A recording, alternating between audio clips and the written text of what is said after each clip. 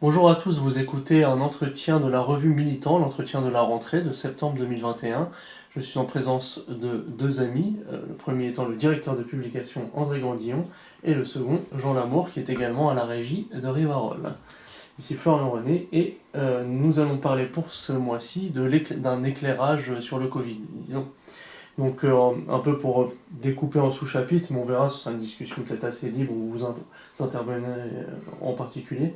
Donc on va parler de l'arrivée du virus, de ce qu'il peut y avoir autour avec les tests PCR entre autres, le fait que à la base ce soit une épidémie mais que ça a été transformé en pandémie, le rapport Ferguson, la TNI, pour l'instant je donne que les initiales, les gens découvriront parce qu'il y a quand même des informations assez rares dans le lot, d'autres plus connues et d'autres plus rares. Le fait que la pandémie est assez peu létale et qu'il y a des injections douteuses. Donc, et on en terminera ensuite par les objectifs recherchés en termes de conclusion en quelque sorte. Comme ça se passe en international, c'est vrai que ça multipliera un peu le sujet, mais on va essayer de ne pas trop dépasser une heure pour parler de tout ça. Donc pour commencer, peut-être l'arrivée du virus, il y a plusieurs thèses au début qui étaient très mal vues, puisque dites conspirationnistes, la réalité peut aussi se mêler de plusieurs choses. Oui, alors j'ai souhaité faire ce dossier pour le prochain numéro de Militant, pour le numéro de septembre, tout simplement parce que ça fait à peu près 1 an et demi, au moins que l'affaire du coronavirus, du fameux Covid-19, est sortie, qu'elle a perturbé la vie de chacun d'entre nous, et qu'on commence à avoir un certain recul qui nous permet de mieux comprendre certaines choses. Les informations filtrent de plus en plus, qui nous permettent effectivement d'y voir beaucoup plus clair. Même si beaucoup de choses nous restent cachées, et que beaucoup de choses... Dès le début aussi, on trouvait ça assez spécial. Oui, et que beaucoup de choses apparaîtront par la suite, mais effectivement, dès le début. Alors, bon, il faut bien fixer un commencement à tout. Alors, on a fixé officiellement le début de l'épidémie de Covid-19 au 31 décembre 1919, date à laquelle le premier malade déclaré de cette maladie a été déclaré en Chine. Alors bon, très bien, il était déclaré à Wuhan, en Chine.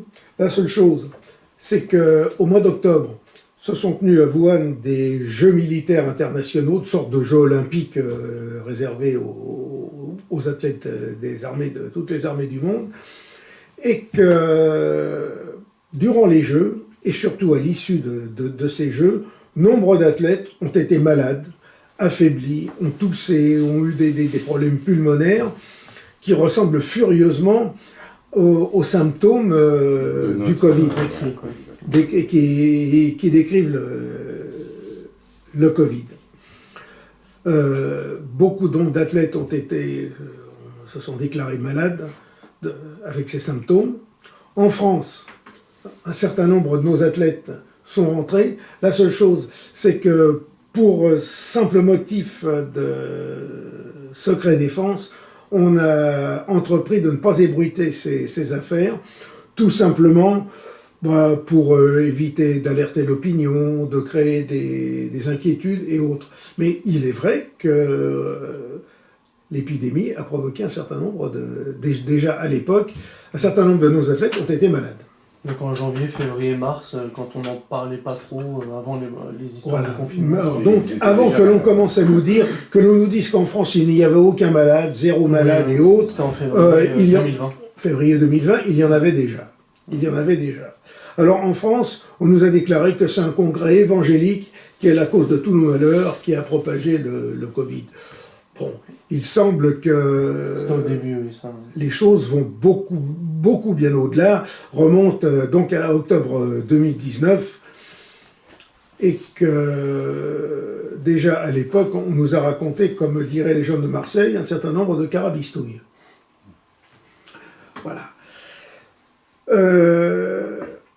À l'époque, on est parti à la recherche du patient zéro, le premier malade. On ne l'a pas trouvé, mais il est extrêmement difficile. C'est comme le chaînon manquant, c'est ça? C'est comme le chaînon manquant. Si l'on veut remonter à ce qu'ils appellent des techniques phylodynamiques, on se perd dans un marécage de pistes, de sources. En gros, c'est peine perdue. Oui. Et d'autant plus que, alors là je n'ai aucune preuve, mais on pourrait presque dire que, on pourrait soupçonner qu'on avait bien repéré bien avant, à cause de ces athlètes militaires, des causes premières le SRAS qui de ce coronavirus. En 2007, il était Voilà. déjà apparu. Alors, ensuite, à partir du moment où on a commencé, au mois de février 2020, rappelez-vous, l'épidémie était à nos portes, mais elle n'était pas chez nous, elle créait des morts en Italie, la Lombardie était assiégée, après elle s'est passée en Espagne et autres, mais nous, la France, on n'avait pas de problème, tout se passait bien. Rappelez-vous, à l'époque, il y avait Sibeth Ndiaye, qui nous disait qu'il n'y avait pas besoin de masque, qu'il n'y avait besoin de rien, que l'épidémie, il n'y avait rien chez nous. Et puis finalement, on est arrivé au mois de mars, d'un seul coup, on a bloqué tout le monde, confinement, la peste noire, la peste bubonique était chez nous, on allait tous mourir, enfin, etc. Et on nous a raconté à ce moment-là que, curieusement, là encore, il faut garder la mémoire des faits, on nous a dit à l'époque, d'ici 1 an et demi, il y aura une solution à ce virus, dont par ailleurs on nous disait qu'on ne savait pas qui il était, qu'il était très mortel, qu'il allait provoquer des catastrophes, mais on savait déjà que d'ici 1 an et demi, on allait avoir un vaccin qui allait tous nous sauver, et qu'il n'y avait aucun traitement. Le paradis sur Terre par le vaccin. Voilà. Donc on savait déjà qu'il n'y avait aucun traitement de possible, mais que le vaccin allait tous nous sauver. Alors c'était quand même extrêmement prémonitoire pour des gens qui ne savaient pas quelle était la nature du vaccin, et qui nous disaient déjà comment on allait s'en sortir. Dès cette époque, j'ai commencé à me dire avec des amis, donc mes commensaux présents, il y a quand même anguille sous roche. On peut avoir quelques doutes. On peut avoir quelques doutes. Et en faisant des recherches, parce qu'avec le temps, on découvre un certain nombre de choses, on se rend compte que donc quelques jours, une dizaine de jours après la déclaration du malade officiel de Wuhan, le premier malade du Covid, donc, le 10 janvier 2020, un accord était signé entre la fondation Bill et Melinda et Bill Gates et le laboratoire Pfizer pour la mise au point d'un vaccin contre ce coronavirus. En février, ce sera le laboratoire Moderna qui se lancera dans la course. Le 10 janvier ? Le 10 janvier, oui. Donc c'est vraiment très prompt. Donc très prompt. Alors déjà, à l'époque, on ne savait pas de quoi il s'agissait. Quand on écoutait la radio, les médias, on ne savait absolument pas de quoi il s'agissait. Et il faut dire qu'au début, ni les uns ni les autres n'étions vraiment au courant. Même la séquence de la maladie est difficilement isolable. Je crois que ce qu'on repère, c'est surtout le SARS-CoV-2, en fait. Mais bon, voilà. Et donc, dès cette époque-là, en gros, ils avaient des pistes. Alors, effectivement, lorsque l'on creuse le sujet, nous nous rendons compte que la question du vaccin n'était pas, ou de l'épidémie, n'était pas si inconnue que cela. Il y avait déjà plusieurs années que des recherches étaient entreprises sur des épidémies possibles à partir de coronavirus et autres. Donc, un certain nombre de... Le coronavirus remonte à 2003, et c'est à ce moment-là où d'ailleurs le Dr Raoult avait trouvé pour le nouveau coronavirus les traitements que je... Alors bon, effectivement, pour le moment, là, je ne pense pas que ça vaut la peine d'entrer dans tous les détails, de savoir par où c'est sorti, si c'est sorti du laboratoire de Wuhan, si c'est venu de ceci ou de cela. Non, parce que si quand même, parce qu'il y a l'Institut Pasteur derrière. Il y a l'Institut Pasteur, oui, effectivement, qui est à l'origine du fameux laboratoire de Wuhan. Quand même. Donc, en fait, c'est pas sorti de nulle part, oui. De nulle part. Voilà. Bon, il y a aussi le prix Nobel de médecine, le professeur Montagnier, qui a trouvé curieusement dans le vaccin, en reprenant d'ailleurs une étude indienne, qu'il y avait des éléments de VIH, c'est-à-dire donc dans le vaccin ou dans le Covid? Dans le Covid. Oui, dans le virus du Covid, des éléments du VIH, c'est-à-dire du virus du sida, et il en concluait qu'un virus, ça ne correspondait pas à un virus naturel qu'il y avait eu nécessairement manipulation humaine. Auquel cas...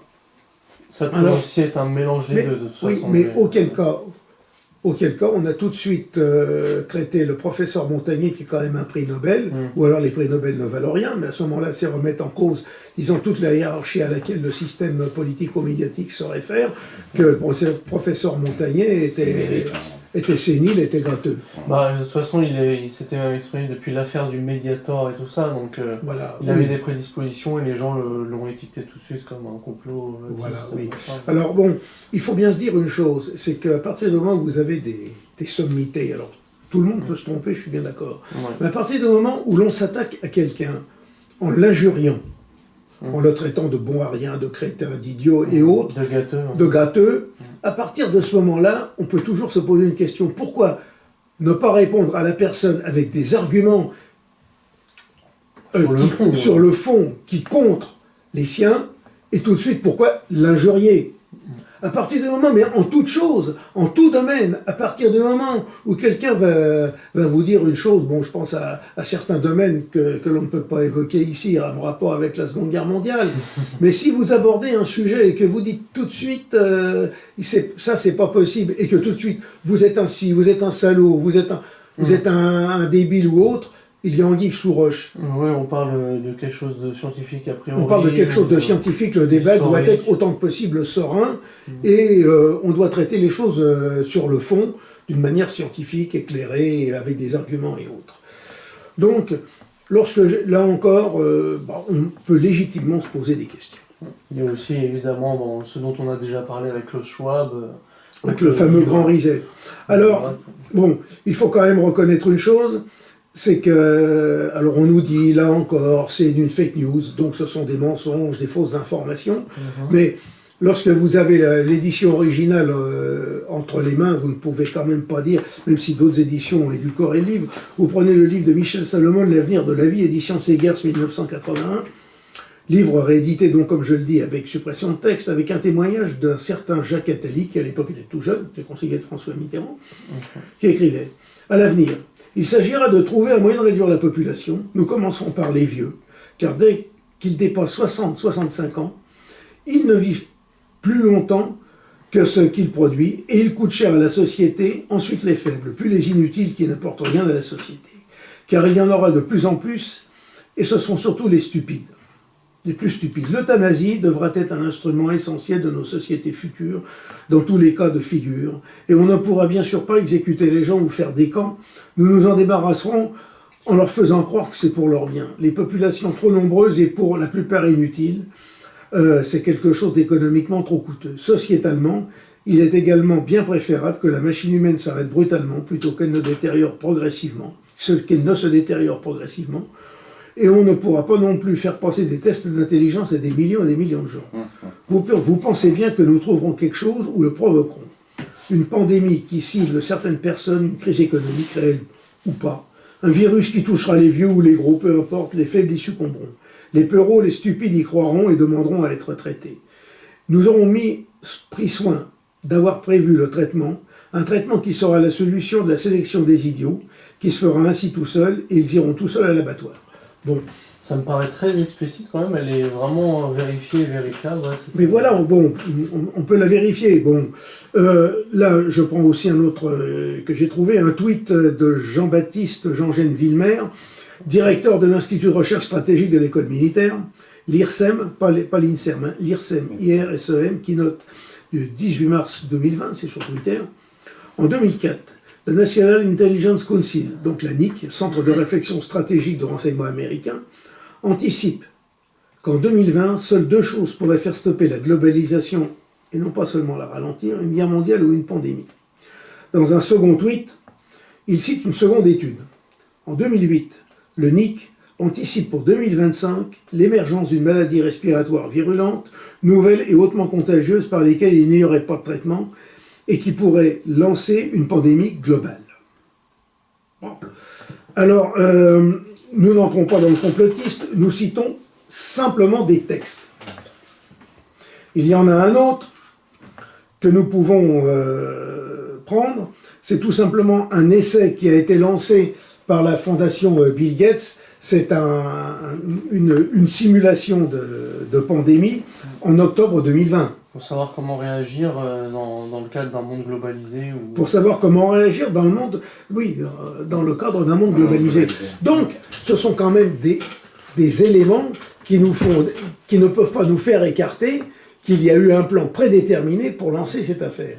D'autant plus qu'après, vous avez en juin 2020 le livre du certain Klaus Schwab, du Forum de Davos, fondateur et directeur depuis 40 ans. Oui, et dont nous avons fait des vidéos au printemps dernier, sur lesquelles nous avons fait des notamment sur vidéos. son livre précédent, qui était peut-être plus intéressant encore. Oui, la quatrième révolution industrielle. Et le transhumanisme, qui nous explique en gros que cette pandémie est une véritable providence pour permettre de réinitialiser le monde, de le réorganiser, dans le sens où certains cercles de pensée et de direction qui ont vocation à diriger le monde en profitent pour avancer pour avancer leurs pions. Donc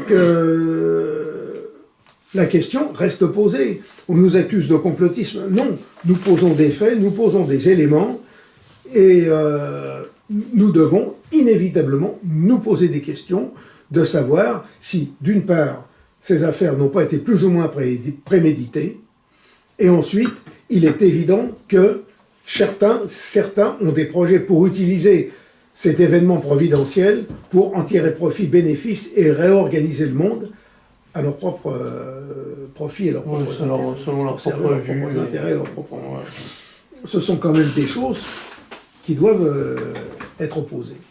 Alors, on nous parle aussi de la Chine. La Chine qui sera à l'origine. Alors, que les Chinois aient voulu lancer le virus, je n'en sais rien. Peut-être pas, peut-être oui, on n'en sait rien. Toujours est-il qu'ils ont mieux réagi que nous. Et que... il faut dire que tout simplement, le laboratoire de Wuhan, surtout le laboratoire P4, donc qui contient les virus, les pathogènes, les éléments pathogènes les plus dangereux, a été mis en place avec le concours de la France, puisqu'il a été inauguré en 2018 par le Premier ministre de la République d'alors, Bernard Cazeneuve. Bon, alors on a accusé la Chine, tour à tour la Chine accuse les États-Unis de cette mêlée de l'affaire et autres. Bon, ce sont des sujets qui font l'objet des réseaux sociaux. Pour l'instant... C'est un peu comme l'affaire Kennedy, c'est compliqué d'avoir vraiment à 100%... Voilà, non. Mais le véritable problème qui se pose à nous, c'est de savoir de quelle manière on a utilisé cette affaire et pourquoi nous en sommes là et pourquoi le gouvernement aujourd'hui continue en gros de conduire nos économies et notre société non seulement à la ruine, mais en plus à transformer la société française en un véritable camp de concentration à ciel ouvert. Le fond de l'affaire, il est là.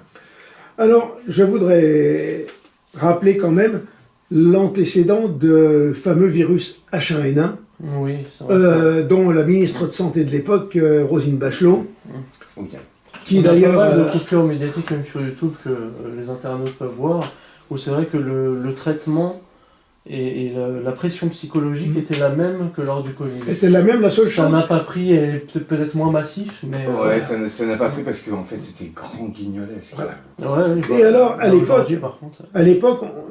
il y avait un vaccin, le vaccin Pandemrix contre le H1N1, avait causé en Suède et en Norvège des cas de narcolepsie, c'est-à-dire des troubles du sommeil, alors reconnus comme directement liés au vaccin, par les autorités sanitaires du pays. Et par ailleurs, les victimes françaises de ce vaccin avaient été indemnisées. Je ne connais pas personnellement des personnes qui avaient été se faire vacciner contre ce H1N1 et qui ont été malades. C'était plus ou moins obligatoire pour les soignants. Des traitements. Oui, c'était plus ou moins obligatoire pour les soignants. Et alors, à l'époque... Mais ils ont grugé... Mais à l'époque, le Sénat s'était emparé du dossier et avait établi un rapport, le rapport Milon du 29 juillet 2010. Et en le parcourant, j'ai relevé page 157. Je cite. D'une manière générale, la vaccination antigrippale, parce que le virus H1N1, comme le Covid, appartient à la famille des grippes. Apparemment à la famille des grippes. Alors ça mélange un peu le rhume, on ne sait pas trop. Alors, d'une manière générale, la vaccination antigrippale ne doit pas être mise sur le même plan que les vaccinations contre la variole ou la poliomyélite, qui sont dus à des virus susceptibles d'être éradiqués. Car la grippe est une maladie qui ne pourra jamais l'être et qui nécessite un renouvellement annuel de sa vaccination. Il est par conséquent problématique de l'envisager pour des enfants déjà fortement sollicités, avec une vaccination supplémentaire itérative n'étant pas sans conséquence à terme sur leur système immunitaire. Quand on sait par ailleurs que son efficacité est très mal documentée chez les sujets de plus de 65 ans, qui en sont les principaux destinataires, on parle du vaccin grippal, on peut se demander s'il ne faudrait pas revisiter cette idée reçue selon laquelle la vaccination est le moyen le plus efficace et le moins coûteux de prévention contre la grippe. Il est évident qu'une telle étude ne pourrait être confiée qu'à des experts insoupçonnables et impartiaux. On sait qu'ils ne sont pas légion, c'est pourquoi une telle étude a de grandes chances de tarder à venir. C'est le Sénat lui-même qui a publié ce texte. J'aimerais qu'en 2021, nous trouvions des sénateurs qui fassent preuve d'une telle honnêteté. 11 ans après. Bon. Autrement dit, aujourd'hui, j'attends un rapport du Sénat qui nous dise à peu près la même chose et qui traite le sujet de fond à propos du fameux coronavirus, des fameuses vaccinations. On risque d'attendre longtemps. On risque d'attendre longtemps. Voilà. Bon. Et il faut bien dire une chose, c'est que dès le départ, la question de la lutte contre le virus du Covid, le fameux virus, Covid-19, a été biaisée par les intérêts pharmaceutiques qui étaient en jeu. Lorsqu'on nous dit qu'il n'y a de solution que dans 1 an et demi, de février de 2020, dans un vaccin, eh bien, à partir de là, ça veut dire que l'on interdit tout type de traitement. Oui. Et nous l'avons bien vu avec le professeur Raoult qui lui a dit « Mais il y a un traitement, moi je fais un traitement avec un combiné d'hydroxychloroquine et d'azithromycine, en expliquant bien que je ne traite pas les patients quand ils sont atteints et puis en train de suffoquer, mais préventif. Dès les premiers signes, eh bien, on a vu tout de suite, on lui est tombé dessus. Alors que c'est le principe même de lutter contre la grippe, c'est ce genre de traitement, quoi. Et ensuite, il y a eu la fameuse étude. Ont eu les mêmes, voilà, il y a eu la fameuse étude du Lancet, qui est une revue scientifique de haut niveau, qui fait référence, et dans laquelle cette fameuse étude a conclu à la non-valeur presque au charlatanisme du professeur Raoult, une étude qui a été tellement bidonnée, tellement trafiquée, que le fameux Lancet l'a retiré quelques temps après. Mais, c'est resté. Entre-temps, tout de suite, Véran, qui avait succédé à la dame Buzyn, qui vient d'être mise en accusation, on en reparlera sans pour autre chose, par la haute cour, et qui avait succédé au ministère de la Santé, a sauté sur l'occasion pour interdire l'hydroxychloroquine et tout le reste. Attention, parce que ça c'est des sujets qui sont interdits, parce qu'après on risque de se faire supprimer la chaîne sur YouTube. Oui, on peut se faire supprimer, mais non, mais bien sûr, mais non. Il y a qui aussi il y a quelques sujets. Mais est-ce que bientôt... alors là, on peut se poser la question, là, je fais de la provocation, mais pas par erreur, pas par... En gros, va-t-il être plus difficile bientôt de critiquer la gestion du coronavirus ou de critiquer l'emprise, disons, du judaïsme politique sur la République française? C'est à peu près, ça va un peu de pair, on dirait, dans certains... Allons-y. Niveau répressif, c'est... On y va. Non, mais niveau répressif, voilà. On peut prendre, vous savez, le Doras qui commence par Bibendum. Hein. C'est un peu la même logique qui s'applique, mais bon, c'est quand même moins massif et pas encore dans la loi. Non, mais j'avais entendu une journaliste de RT France quand même dire contre les manifestations anti-pass, oui, les négationnistes sont de sortie. Oui, mais non, mais là, on a une instrumentalisation ça montre un peu, tout ça. Alors, la seule chose que je dirais pour me dédouaner, c'est qu'il y a des professeurs et des médecins juifs israélites qui critiquent totalement la politique. Ils sont en première ligne pour le subir. Oui, c'est ça, en fait, on ne peut pas parler... Excusez-moi, juste comme ça. C'est-à-dire qu'en fait, on ne peut pas parler d'une ligne complètement hébraïque. Non, si on ne peut pas accuser Bill et Melinda Gates, George Soros, je ne le vois pas trop sur une place en Tel Aviv. On va dire que les Juifs ont quand même une bonne place, mais ils sont pas... Mais vous avez certains médecins israélites, comme le professeur Zelienkov, qui a fait une vidéo en dénonçant pour lui qui est une supercherie totale de la fameuse pandémie. Donc, et il était écouté même par des rabbins qui avaient l'air tout à fait étonnés de l'entendre. Mais bon, voilà, non, mais ça dépasse ces questions-là. Ça dépasse ces questions-là. Oui, ça touche tout le monde. Du point de vue français, du point de vue républicain, puisqu'il faut rester dans notre pays, effectivement, il y a des propos qui sont mal vus, qui sont mal interprétés, qui sont mal pensés, et qu'on ne doit surtout pas dire si on ne veut pas tomber dans l'enfer républicain, c'est-à-dire pour nous autres, tomber dans le paradis des nationalistes. Mais bon, le mot est un peu facile. Donc, cela dit, il a suffi de cette étude bidonnée, cette fausse étude du Lancet, cette étude frauduleuse du Lancet, pour qu'en France, on interdise micro presto dans les 24 heures les traitements qui étaient en fait en service depuis 70 ans. Oui. Et alors, il faut savoir une chose. Alors là, a eu le même sort. Ben oui, et il faut savoir une chose, c'est que, bon, effectivement, l'hydroxychloroquine avait été classée comme substance toxique 1 ou 2 mois avant le déclenchement de leur épidémie. Là. L'huile essentielle de lavande est bien classée dans les produits chimiques aujourd'hui. Voilà. C'est tout récent, ça. Oui, c'est tout récent. Mais c'est assez déliant quand même pour des trucs comme ça, je veux dire. Alors dans ces cas-là, on peut se poser la question de savoir s'ils sont comme ils... Ou alors ils étaient criminels depuis 50 ans, quoi. Mais enfin, ils sont complètement en plein délire. Plein délire. Mais là, la situation, c'est que, faut bien voir, si l'on prend les fortunes que les laboratoires pharmaceutiques se font avec les vaccins, notamment les vaccins anti-Covid, on ne peut autoriser, parce que là c'est un autre chapitre, on ne peut autoriser des vaccins qui n'en sont qu'au stade d'expérimentation que de manière exceptionnelle, à titre d'urgence, c'est-à-dire s'il n'y a pas de traitement, que s'il n'y a aucun traitement disponible. Donc le préalable est de faire en sorte qu'il n'y ait aucun traitement pour pouvoir imposer. Alors d'abord, comme je voulais qu'on parle un petit peu du fait aussi de transformer l'épidémie en pandémie, et aussi des tests PCR, on pourrait peut-être parler de ça, oui, bien sûr. Qui est moins chaud comme sujet, mais ça permet d'un mais nous allons revenir sur le... Il y a même pas mal de choses à dire sur ces tests, parce que les tests salivaires ont été rejetés, alors qu'ils étaient tout sauf désagréables, en fait, il suffit juste de prendre la salive. Donc là, on est un peu obligé de se triturer le nez pour avoir le droit de manger dans des restos. Voilà.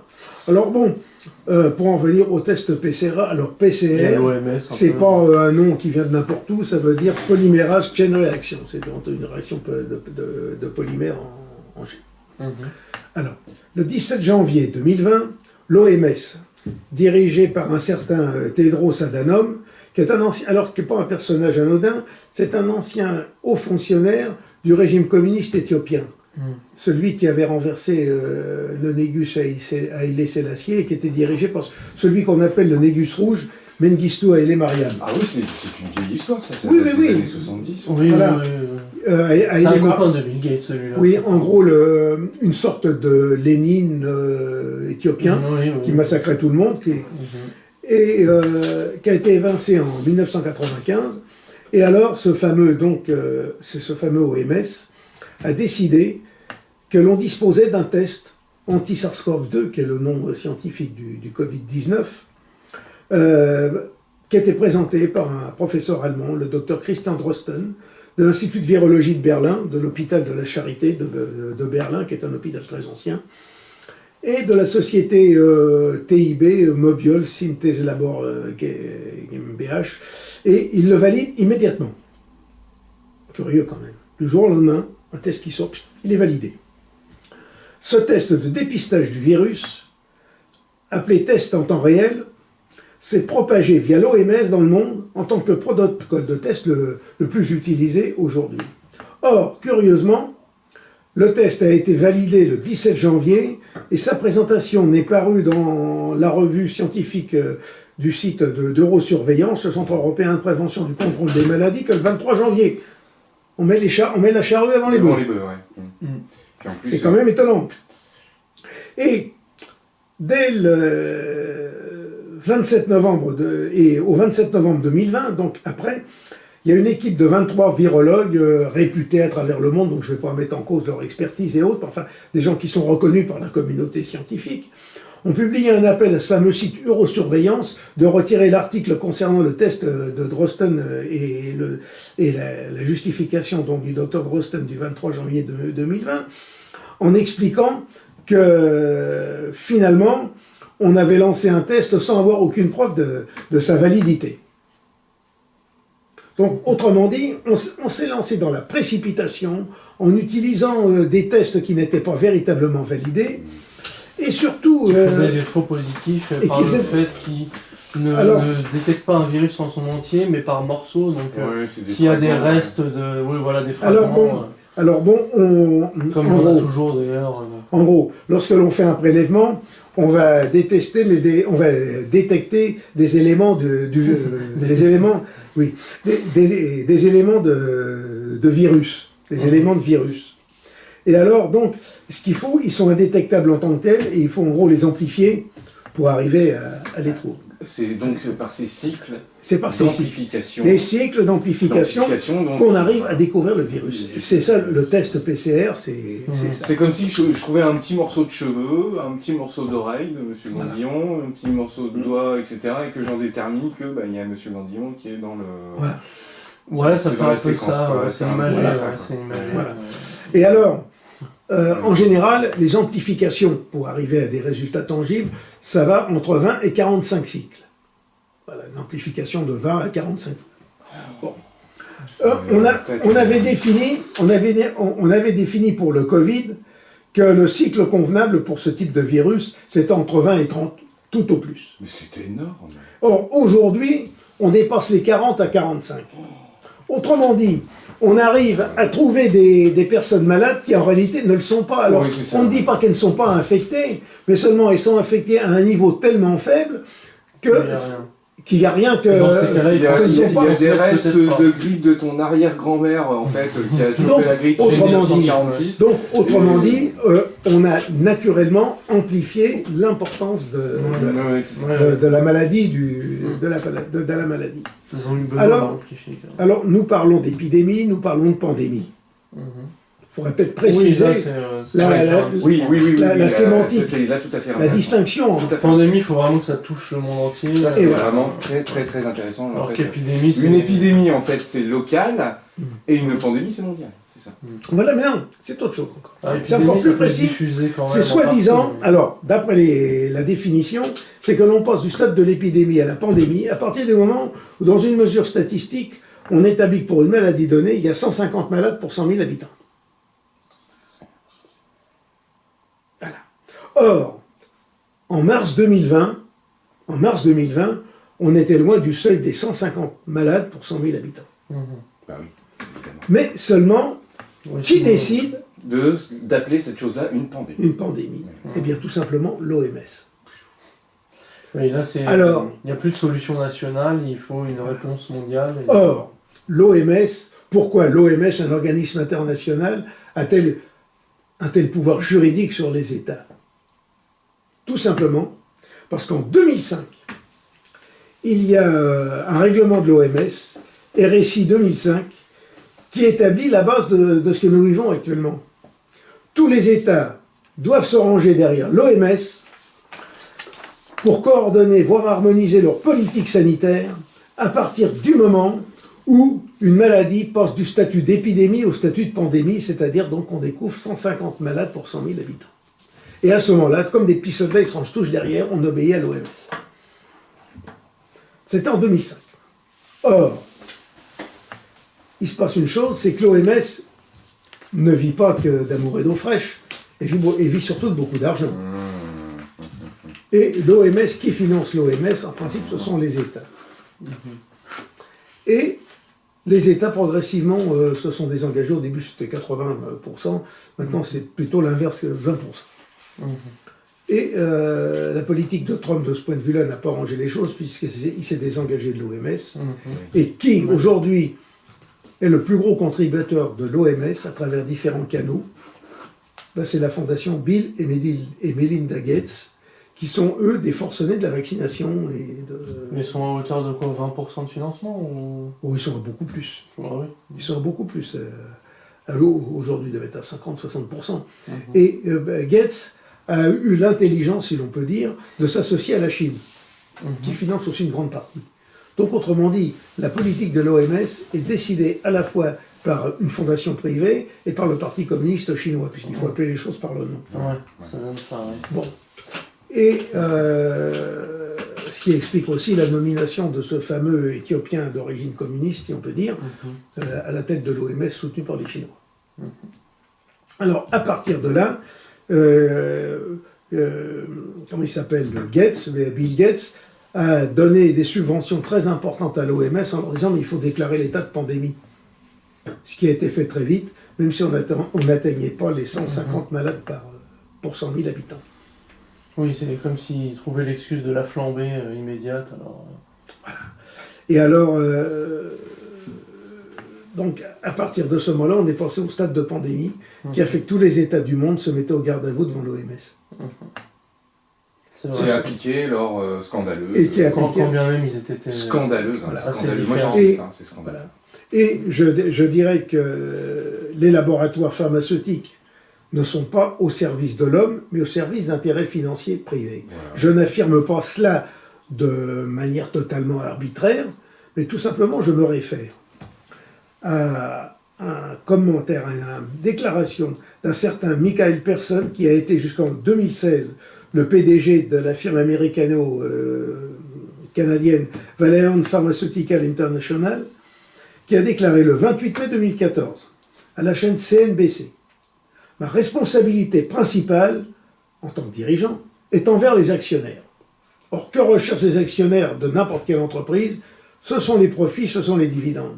Donc, à partir de ce moment-là, les firmes pharmaceutiques ne sont pas au service de l'intérêt de la santé des gens, mais au service de la finance. Peut-être que pour ceux qui vont nous écouter, oui, c'est un blasphème. Non, pour beaucoup, c'est un blasphème.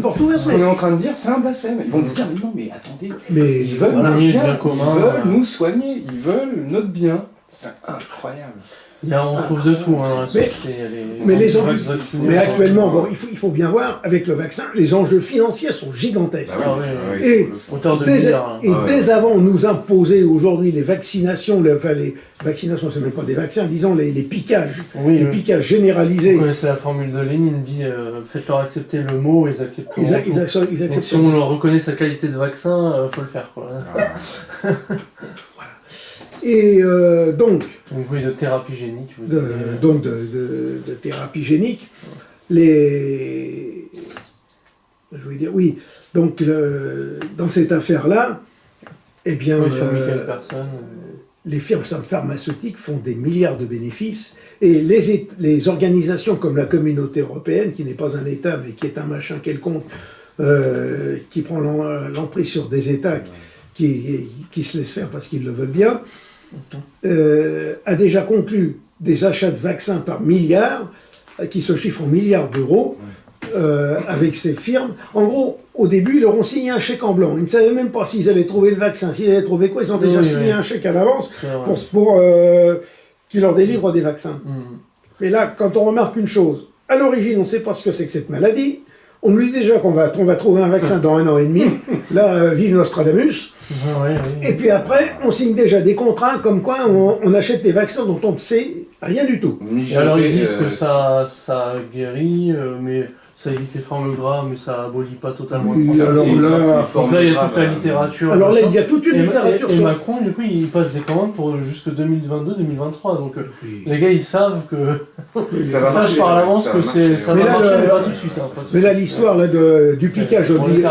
Mais là, l'histoire du piquage quasi obligatoire qu'on veut nous imposer. Contraignant. Oui, qu'on veut nous imposer aujourd'hui, c'est encore un autre aspect. Et là, nous entrons dans ce que j'appelle la politique criminelle du Covid. Là, c'est tout à fait autre chose parce qu'on touche aux personnes, on veut les circonvenir, on veut les obliger à servir de cobayes sur des éléments de thérapie dont on ne connaît pas les effets. Mais ça, nous allons y revenir. On y reviendra parce qu'après, il y a tous les QR codes et tout. C'est encore autre chose. Et ça débouche sur la surveillance généralisée de la population. C'est encore autre chose. C'est une autre étape. C'est ça. Et nous, on voulait aussi parler sur le fait d'avoir fait flamber la pandémie et d'avoir fait peur beaucoup aux gens. Il y a une histoire de pression psychologique là-dedans, notamment avec le rapport Ferguson, donc où les îles britanniques vont... Alors, comme disait le sieur Attali, nous avons cité tout à l'heure, pour changer le monde, eh bien, il faut provoquer des chocs, et le seul choc, le seul ressort, c'est la peur. Donc, vous faites peur aux gens, vous leur donnez la trouille. Et vous les rassurez avec solution. Avec votre solution, et vous leur faites accepter tout, d'autant plus que nous vivons dans une époque où les gens sont des matérialistes, ont peur de la mort, ne pensent pas, n'ont pas conscience que de toute façon, la destinée de la vie, c'est de mourir pour... Alors, à l'époque catholique, à l'époque chrétienne, où les gens étaient croyants, ils savaient que la mort était le passage, la naissance à Dieu, la vie éternelle. Aujourd'hui, pour eux, la vie, ça... La vie, c'est le néant. Donc, je veux me prolonger indéfiniment. Encore un instant, monsieur le bourreau, si on peut dire. Vous me direz Marie-Antoinette. C'est triste. Sinon, c'était la comté du Barry, mais bon. Ah oui. Mais voilà, voilà où nous en sommes. Donc, la peur des gens, vous allez mourir. Ben oui, mais misérablement, mais préparez votre âme, allez vous confesser, soyez en ordre avec vous-même, et puis bon, effectivement, mais personne n'a envie de quitter ce monde, mais on sait que notre vie, quand on est catholique, qu'on est chrétien, elle est ordonnée à Dieu, et même d'autres religions savent que ils vont se diffuser dans le grand tout autre chose, mais il y a autre chose, je veux dire, voilà. Oui, mais aujourd'hui, non, vous mourrez. La culture mai 68 a détruit tout ça, donc, si bien que récemment, il y a une vieille dame qui a fait le tour des réseaux sociaux, parce que devant les médias, elle affirme: oh oui, une 4e dose, une 5e dose, une 6e, si ça me permet de vivre jusqu'à 100 ans pas trop mal, je le ferai. Mais donc voilà, c'est ça. Mais oui, mais quand elle arrivera à 100 ans, si vous me prolongez jusqu'à 120, je veux bien. Même si à la limite, elle sucre les fraises, mais bon, peu importe, et qu'elle ne sait plus comment elle s'appelle. Mais malheureusement, c'est drôle et triste. C'est drôle et triste. Mais non, mais. Attendez, moi je préfère claquer que. Alors, vous me parliez du rapport Ferguson. Alors, le rapport Ferguson, effectivement, on en parle très peu. À ma connaissance, j'en ai pas beaucoup entendu parler, ni dans les radios, ni dans les télévisions. Non plus, je crois, Boris Lelay, je l'ai entendu, et finalement, il n'y a pas tellement de gens dans le milieu, c'est vrai. Alors c'est pourtant je vais vous dire, à mon corps défendant, je regarde assez peu la télévision, et lorsque je la regarde, c'est plutôt pour voir comment on analyse les faits, plutôt que pour m'informer. Oui, c'est ça. Alors, le 16 mars 2020, un certain Neil Ferguson, vice-doyen de la faculté de médecine de l'Imperial College de Londres, et son équipe ont publié un document indiquant qu'en l'absence de mesures drastiques pour freiner l'épidémie, qui n'était pas encore pandémie, le virus était susceptible de causer 510 000 morts au Royaume-Uni et plus de 2 millions de morts aux États-Unis. Vous vous rendez compte, c'est une hécatombe, tout le monde va mourir, c'est la catastrophe. Donc, et l'Imperial College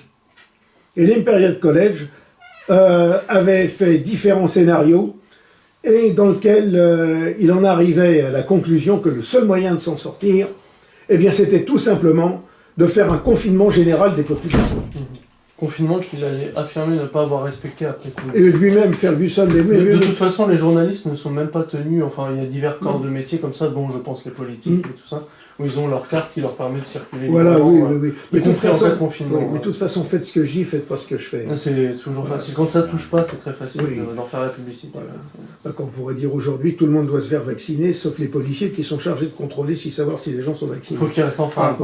Mais pour la simple et bonne raison que les policiers savent très bien qu'on leur raconte des carabistouilles et qu'il vaut mieux pas trop les brusquer parce que ça pourrait... Il y a aussi ça. Mais ça, c'est 22 pilotes. Je raconte une petite anecdote comme ça, c'est vraiment une petite brève comme ça. 22 pilotes de l'armée américaine ne veulent pas se faire vacciner. Et donc, c'est des pilotes de F-35. Et quand on peut imaginer ce que ça veut dire comme déflagration économique, 22 pilotes de F-35, ils ont été formés, les types.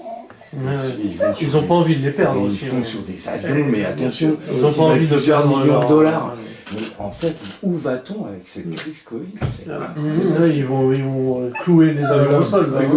Voilà, aujourd'hui, vous savez, vous avez un nombre de personnel des hôpitaux qui refusent de se faire piquer. Même là, alors qu'ils sont censés être virés. En Italie, c'est déjà effectif et je crois qu'il y a déjà beaucoup de... En même temps, ils ont été plus radicaux. Ils ont été plus radicaux en Italie en plus. Et voilà. Donc... Donc, et alors, ce qui s'est passé, c'est que ce rapport Ferguson qui conclut à l'assassinat permanent de tout le monde, à la mort de millions de personnes, une hécatombe extraordinaire, covidesque, si on ne confine pas les gens, cette étude, elle est aussitôt relayée par des sortes de cabinets d'influence, notamment le cabinet McKinsey, qui influe énormément le gouvernement français. Il a ses entrées partout dans le gouvernement Macron, notamment à l'Élysée. Et à partir de ce moment-là, eh bien, les gouvernements s'alignent naturellement sur l'idée et on en vient au confinement général. Plus personne ne doit sortir, plus personne ne doit rien faire. C'est la fameuse folie du confinement du printemps 2020, où vous aviez les hélicoptères qui surveillaient les forêts pour éviter que des gens, finalement, en gros, tout seuls au milieu des forêts, ne contaminent les arbres. Hein, oui, vous vous en souvenez. C'est un classique, oui, dans les montagnes. Voilà, et dans les montagnes, c'était la même chose. Il faut porter le masque sur le nez. Voilà. Or, ce fameux, ça vient simplement du rapport de ce fameux Neil Ferguson, qui n'en était pas à son premier essai, parce qu'il avait déjà fait des simulations de pandémie où il prévoyait l'extinction de la race humaine. Enfin, j'exagère à peine. Ouais, c'est ça. Donc, je ne dis pas que c'est un charlatan, mais c'est un personnage dont la crédibilité pouvait être mise en cause. Et il y a peu de temps après, une revue américaine, la National Review, qui a publié, après la démission de Neil Ferguson pour des raisons de manque de probité personnelle, une étude.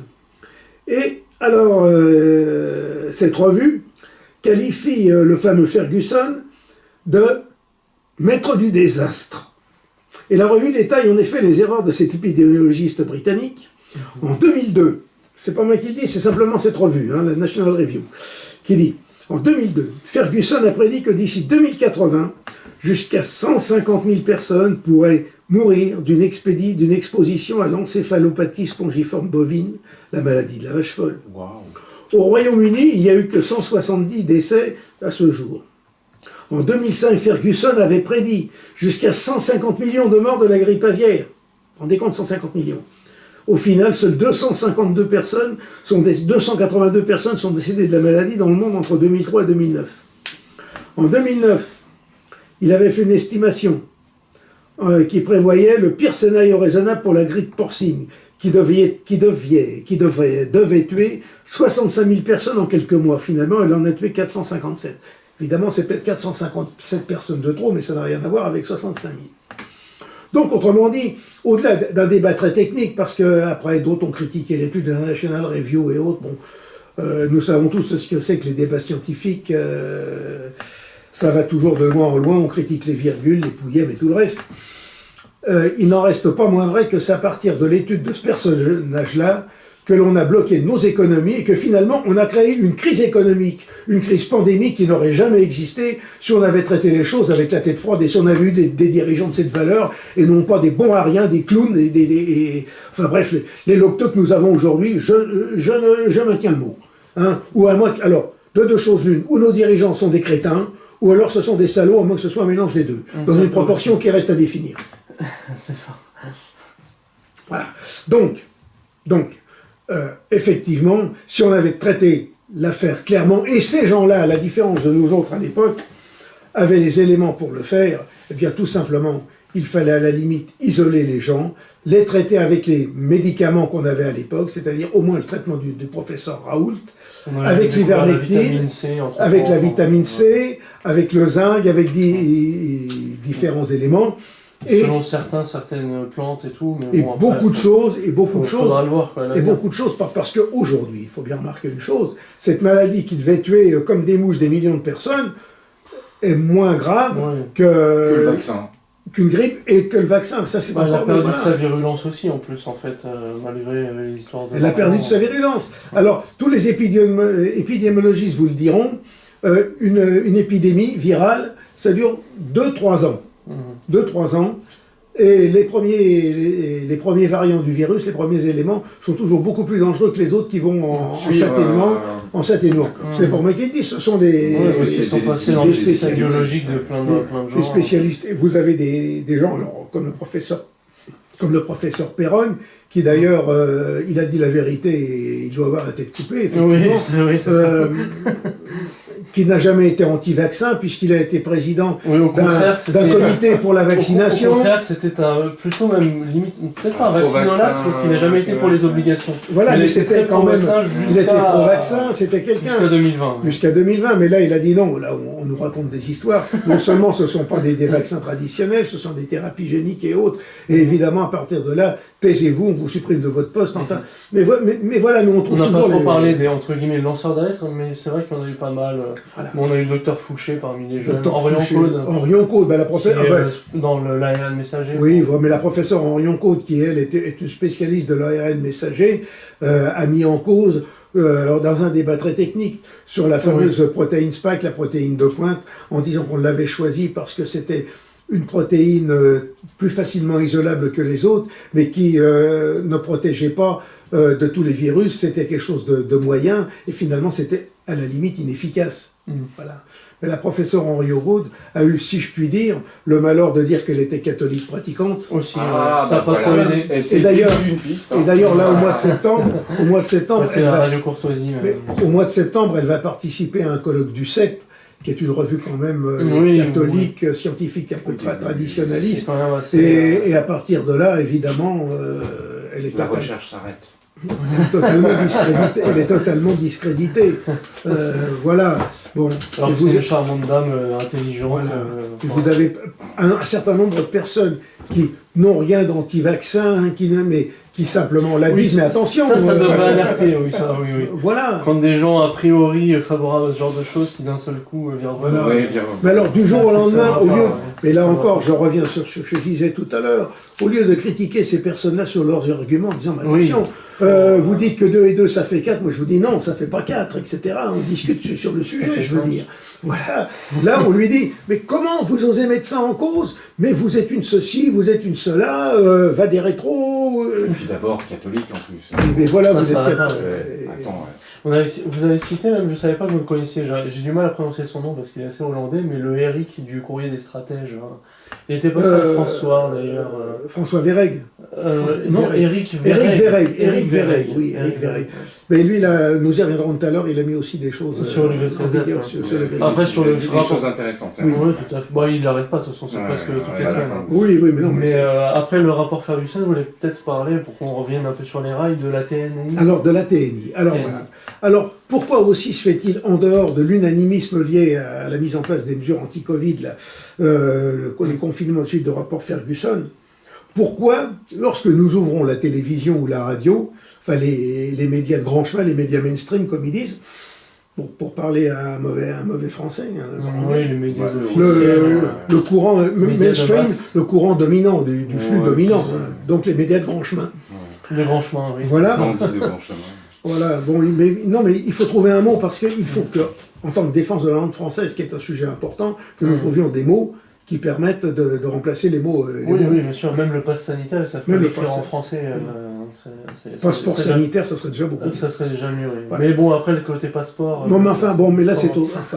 Et donc, lorsque vous ouvrez dans toutes les radios télévisions officielles, même Boris Johnson en Angleterre, du coup, qui était plutôt un peu souverainiste, un petit peu contre ces choses-là, a basculé du côté de Boris Johnson, surtout au début. A basculé très vite, tout simplement par les informations qu'il avait reçues, et peut-être aussi par les pressions politique dont on ne peut pas tout savoir. On ne peut pas tout savoir. Un jour, nous le saurons. Mais bon, pour le moment, voilà.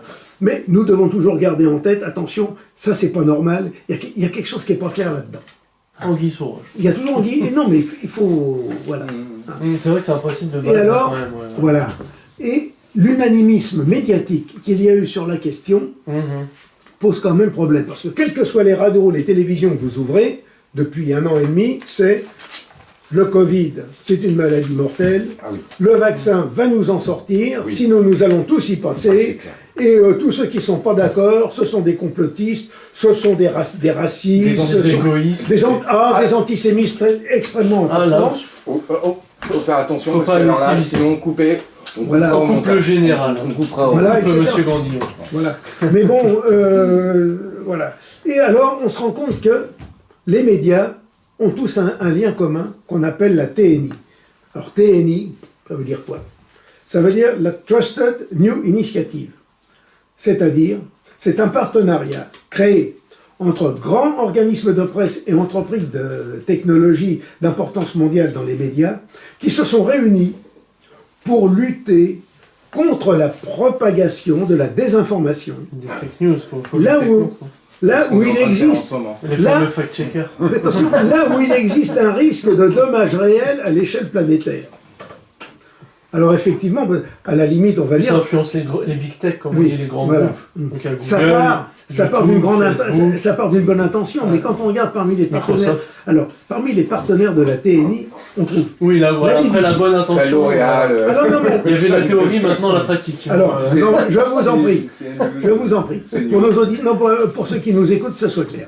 Parmi les partenaires de la TNI figurent la BBC, Facebook, Google, YouTube, Twitter, Microsoft, l'AFP, Reuters et The Wall Street Journal, un journal indien, The Hindu, la CBC Radio-Canada, First Draft et le Reuters Institute for Study of Journalism et surtout, l'Union Européenne de Radio, Télévision, l'UER, qui fédère tous les groupements de radio qu'il peut y avoir en Europe et particulièrement en France.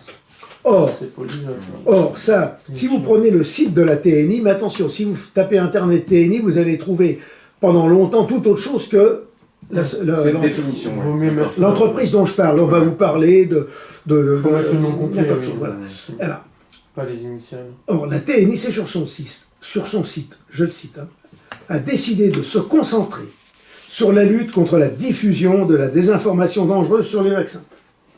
Et elle ajoute, les partenaires de la TNI s'alerteront mutuellement en cas de désinformation présentant une menace vitale imminente, afin que les contenus visés puissent être examinés rapidement par les responsables des différentes plateformes, tandis que les éditeurs veilleront à ne pas répercuter à leur insu de dangereux mensonges.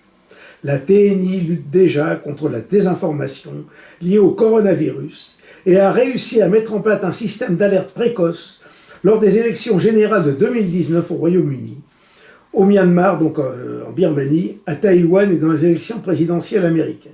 Là, on est quand même dans le meilleur des mondes. Il y a un côté dystopique déjà. Donc voilà, donc vous avez cet organisme qui chapeaute tout et qui permet de niveler l'information et de dire ça c'est bon, ça c'est pas bon, ça c'est vrai, ça c'est faux.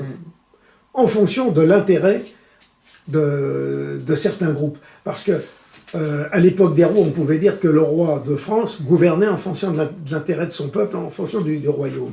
Depuis la Révolution, on peut pas dire qui. Depuis la Révolution, à partir du moment où ce sont les intérêts privés qui ont pris en main les destinées du pays, eh bien, ils gouvernent non pas en fonction de l'intérêt du peuple et de la nation, mais en fonction des intérêts privés. Et c'est pour ça que à l'échelle mondiale, ça se répercute de manière beaucoup plus exponentielle. C'est pour ça que rien que les nommer, ils n'aiment pas.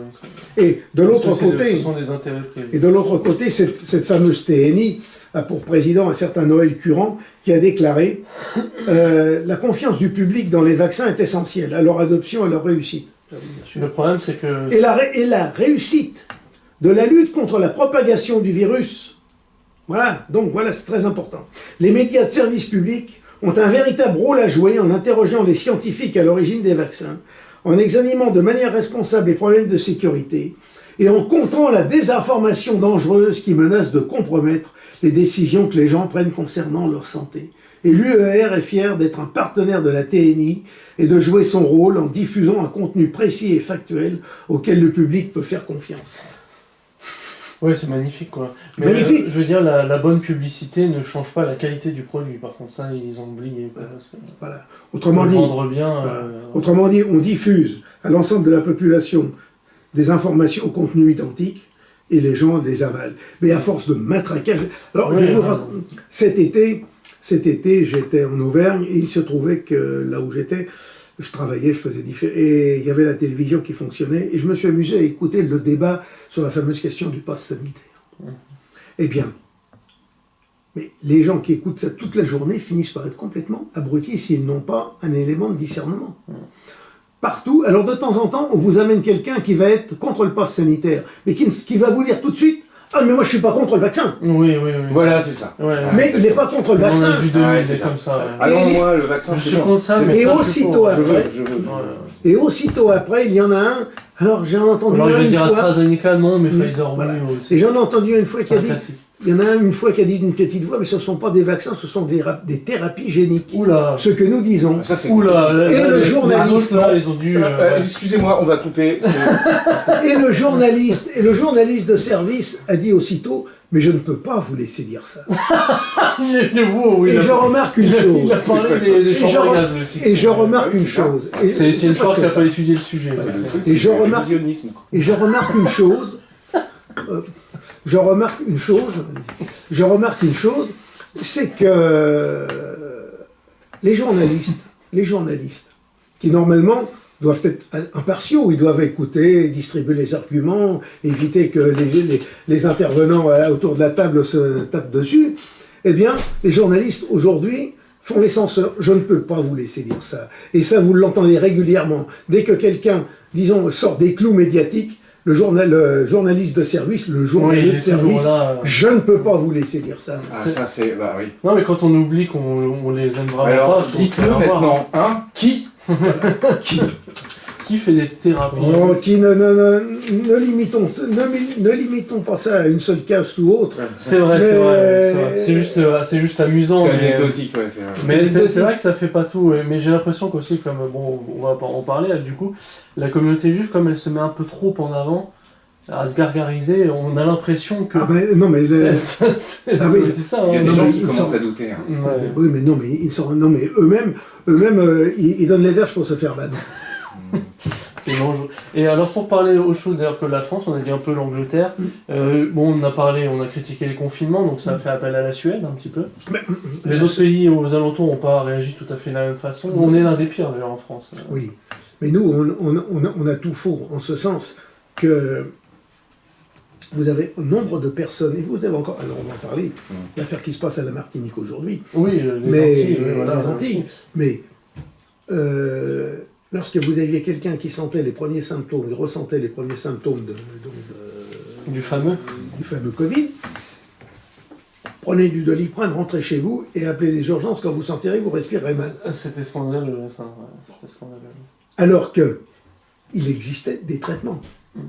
Et aujourd'hui, vous avez le même symptôme en Martinique et en Guadeloupe. On a demandé à la gendarmerie de retirer tous les stocks d'ivermectine qu'il pouvait y avoir ou d'azithromycine. Et on dit aux gens, rentrez chez vous, prenez de Doliprane et quand ça ne va pas, vous appellerez les urgences. Or, les urgences, c'est facile d'avoir des hôpitaux surchargés quand vous avez très peu de lits de réanimation. Oui, mais surtout quand on en enlève. Et quand vous en enlevez, parce que la politique sanitaire en France fait qu'on ferme des lits de plus en plus, et puis on vous dit, les hôpitaux sont surchargés. Mais on se moque du monde. C'est même pire que ça, on nous ment, on nous trahit. En plus, ils en profitent, vous savez, pour parler en pourcentage de lits, et pas en nombre de lits. Mais je vais vous dire... en pourcentage. Alors oui, c'est sûr, je vous annonce, les hôpitaux à Saint-Denis, on a 98% d'occupation. Évidemment, vous en avez... On en a supprimé 120 000. Oui, non. Mais vous prenez, par exemple, au printemps dernier, dans un département que je connais bien, la Nièvre, on nous a dit, ça y est, le département de la Nièvre passe en couleur rouge, vous savez. Oui, bien sûr. Quand il y avait 2 cas, des fois. Oui, enfin, mais on peut très bien comprendre.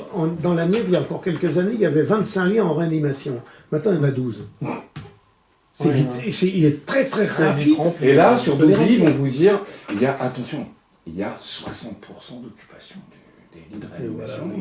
Si on a 12, 60%, si tu vois 60% sur 12... Il faudra peut-être en rouvrir, mais ça fait pas partie du projet. Il suffit de regarder sur les réseaux sociaux, sur Internet ou autre, des médecins de réanimation qui vous disent, mais on n'a jamais été surchargé, on n'est pas surchargé. Oui, c'est ça, oui. Auquel cas, peu de temps après, ils se font sanctionner. Je vois pas pourquoi, puisqu'ils disent la vérité.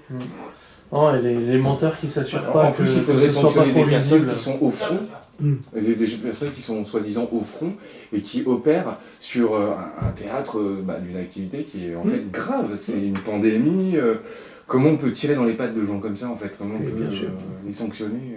Et voilà. Non, mais, incroyable. Non, mais là, l'affaire, enfin, en gros, ça sent l'entourloupe. Ouais. Ça sent l'entourloupe de... Tout sent l'entourloupe. Hein. Ça sent l'entourloupe. Il n'y a pas un truc... D'autant plus que quand on prend les statistiques de mortalité, bah, en gros, beaucoup de bruit pour rien, puisque finalement, certes, il y a des morts, mais c'est des comorbidités. Mais beaucoup de gens sont morts de comorbidité, et beaucoup de gens sont morts parce qu'on ne les a pas soignés préventivement, et que quand on a voulu les soigner, il était trop tard parce qu'on les a laissés chez elles avec du Doliprane. Moi, j'ai entendu d'autres choses là-dessus, en fait. J'ai entendu de certains que les statistiques, elles étaient... de toute façon, elles sont condamnées, les statistiques. C'est-à-dire que si on a 1 million de personnes, eh ben, il y aura toujours 12 morts par jour. En fait, c'est un cycle qui... Mais vous savez, les statistiques... Sur 1 million de personnes, t'as 20 naissances, t'as 12 morts, quoi. Et ça ne variera pas. Par contre, si tu dis, attention, oh là là, j'ai 12 morts du Covid, là aujourd'hui, c'est terrible, on va tous mourir. Bah, voilà, mais un exemple de désinformation, c'est de dire, par exemple, au Brésil, Bolsonaro qui ne veut pas soigner les gens et autres, vous vous rendez compte qu'il y a 300 000 morts au Brésil. Oui, 300 000 morts sur 300 millions d'habitants. Oui, bah c'est exactement ça, on est dans les comptes, on est dans les clous. Oui, la France, on dit 100 000 et plus. Donc, pas plus, pas moins. Voir en proportion, c'est moins pire. Mais lorsque l'on compare un pays comme la Suède qui n'a pas confiné, et un pays comme la France qui a pris toutes les mesures débiles, et on pourrait dire criminelles qui ont été prises, de confinement et autres, etc., eh bien, finalement, nous, on nous a vraiment piquiné pour pas grand-chose, puisque la Suède, par rapport, ils ont même moins de morts que nous. Oui, c'est ça. À moins évidemment de trouver l'origine génétique et raciale, la supériorité ethnique des Suédois. Mais je ne veux pas entrer là-dedans. On va couper, c'est pas grave. Là, il faut couper encore. Non, mais enfin bon, là, je plaisante à peine, mais pour certains, mais voilà le fond de l'affaire. Alors, au printemps 2020, les taux de létalité variaient entre 0,001% chez les moins de 20 ans, à 10% chez les plus de 80 ans. Bon, c'est quasiment rien. Et beaucoup de gens sont morts, on pourrait dire presque par et c'était reconnu par anticipation, si l'on peut dire, puisqu'ils seraient morts dans les 6 mois d'autre chose. Puis les traitements médicaux sont lourds quand même, en fait. C'est-à-dire qu'en fait, il y a toujours... Bon, alors s'il n'y a pas l'ivermectine, ou s'il n'y a pas l'azithromycine, etc., il y a quand même des intubations, oui, mais il y a quand même en fait, des mises en coma artificiel. En coma artificiel. Ça a quand même des incidences sur la santé. Et bien sûr.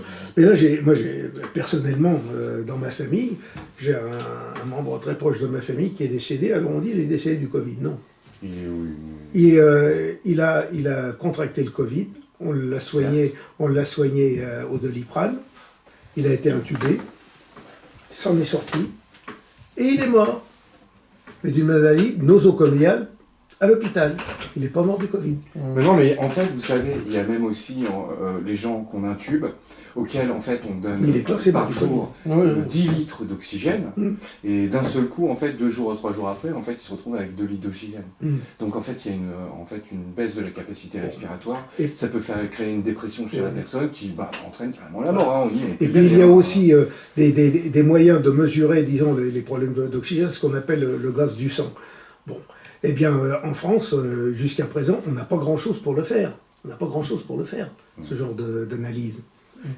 Et alors là, justement, quand on parle de ces techniques d'analyse et de prévention, il faut reconnaître une chose, c'est que tout le cinéma qu'on nous fait sur le Covid cache une chose très grave, c'est la dépendance de la France vis-à-vis de l'étranger, singulièrement de la Chine. Non, ça c'est le pompon.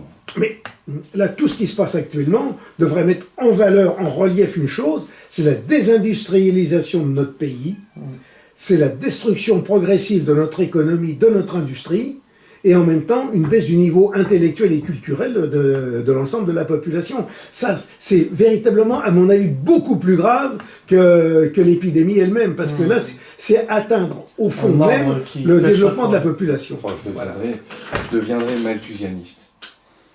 Mais bon.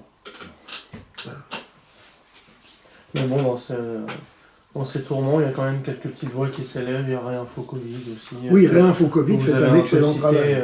En disant, oui, parce que c'est vrai que l'AstraZeneca, du coup, a eu une très mauvaise publicité à un moment donné. Et on se rend compte que finalement, avec le Pfizer, les effets secondaires... Écoutez, alors là, vous voulez parler des effets... Donc là, on peut parler un peu des injections, mais on avait parlé un peu de protéines spike et tout ça. Voilà, mais là, bon, on peut parler des... Alors, je prends le site de la base de données Eudra Vigilance, le site officiel. Au 14 août 2021, il estimait que les vaccins seraient la cause de 22 000 décès. Sur quel territoire? Alors, si j'ai bien compris, c'est dans l'ensemble de l'Europe. D'accord. De l'UE, quoi. Oui, c'est pas sûr. 22 000 décès. Et alors, l'Agence nationale de la sécurité du médicament, la NSM, publie jusqu'à présent un suivi hebdomadaire des effets indésirables des vaccins qui détecte les effets secondaires des vaccins administrés actuellement. Et alors, malgré les quelques 1000 décès et les 20 000 cas graves officiels, parce que c'est un véritable parcours du combattant pour faire déclarer vous avez des pages entières à remplir pour déclarer un cas d'effet secondaire, ce qui fait que ça décourage déjà un certain nombre de personnes. Leur rapport se borne à affirmer que cela ne montre pas de spécificité particulière en faveur d'un rôle du vaccin.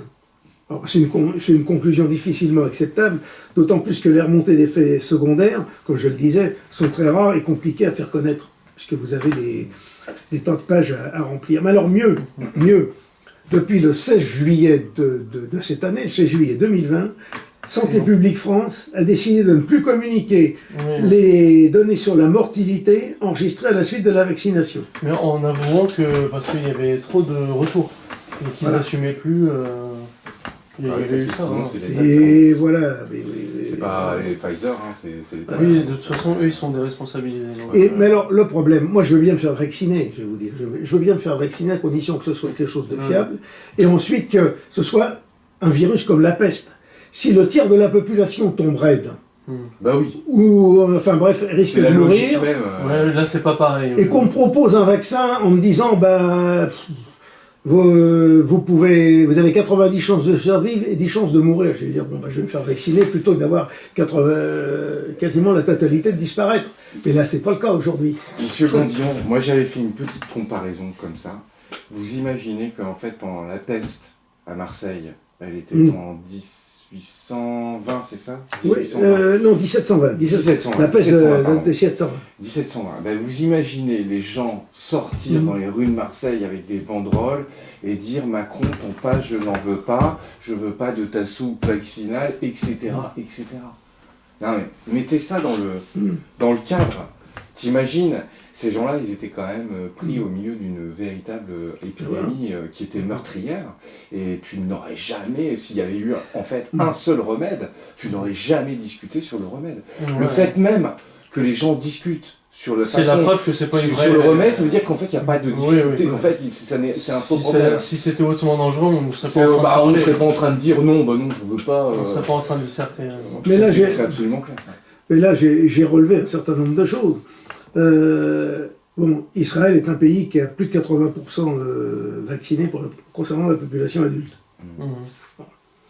Il y a l'université juive qui, dans un de ses communiqués, a expliqué qu'avec le fameux variant Delta, là, qui est en cours actuellement, 90% des nouveaux cas de plus de 50 ans sont totalement vaccinés, 60% des cas sévères sont également vaccinés. À quoi ça le vaccin? Mais ça, on l'entend partout. Les personnes vaccinées ont presque 7 fois plus de chances d'être infectées par le SARS-CoV-2 que les personnes immunisées par une infection naturelle avec un taux de réinfection de 0,0086% pour les non-vaccinés et de 0,0578% pour les vaccinés. Autrement dit, vous avez plus de chances d'être malade en vous faisant vacciner qu'en vous ne faisant pas vacciner. Il y a un docteur de l'hôpital de Herzog, hôpital de Jérusalem, qui avait déclaré le 5 août sur la chaîne Channel News Israël que 95% des patients sévères sont vaccinés. 90% des hospitalisations concernent des personnes entièrement vaccinées. Et l'efficacité du vaccin diminue avec le temps. Alors, en Angleterre, l'agence anglaise de santé déclare qu'il y a eu 224 décès pour 28 773 vaccinés, double dose, et 165 décès pour 121 000 non vaccinés, atteints du variant Delta. Donc, pour parler clair, la létalité est de 0,78% chez les vaccinés contre 0,14% chez les non vaccinés. Donc on peut se poser des questions. D'autant plus qu'aujourd'hui, on n'arrête pas de vous expliquer que les personnes qui se sont fait vacciner, non seulement évitent les formes graves. Évitent peut-être les formes graves, mais elles attrapent quand même le virus. Elles peuvent le transmettre aux autres. Et donc que ça continue. Et en plus, vous avez des épidémiologistes qui vous expliquent que conformément à l'expérience sur les virus, eh bien, si vous cherchez à arrêter un virus, eh bien, il risque de devenir beaucoup plus méchant dans ses variants avec le temps. C'est un petit peu à l'image d'une rivière. Vous la barrez pour l'empêcher de couler, ben, elle va toujours chercher à couler, mais à la fin, elle va créer des crevasses et des ravins qui vont se révéler beaucoup plus dangereuses que si vous l'aviez laissé couler normalement. Donc, il faut bien voir les choses telles qu'elles sont. Aujourd'hui, la politique qu'il y a, comme je le répète, on a affaire ou à des imbéciles ou à des salauds. Alors, vous avez quand même des gens comme des professeurs de génétique moléculaire comme le docteur Dolores Carlyle ou le docteur Greg Van Den Bosch, qui a été expert vaccinal, qui a été ancien employé à la fondation Bill et Melinda Gates. C'est appris sur le site François du 15 mars 2021, qui a expliqué comment, avec la vaccination, le coronavirus, qui est en soi assez inoffensif naturellement, va devenir dangereux et incontrôlable en développant des formes de plus en plus agressives avec la vaccination.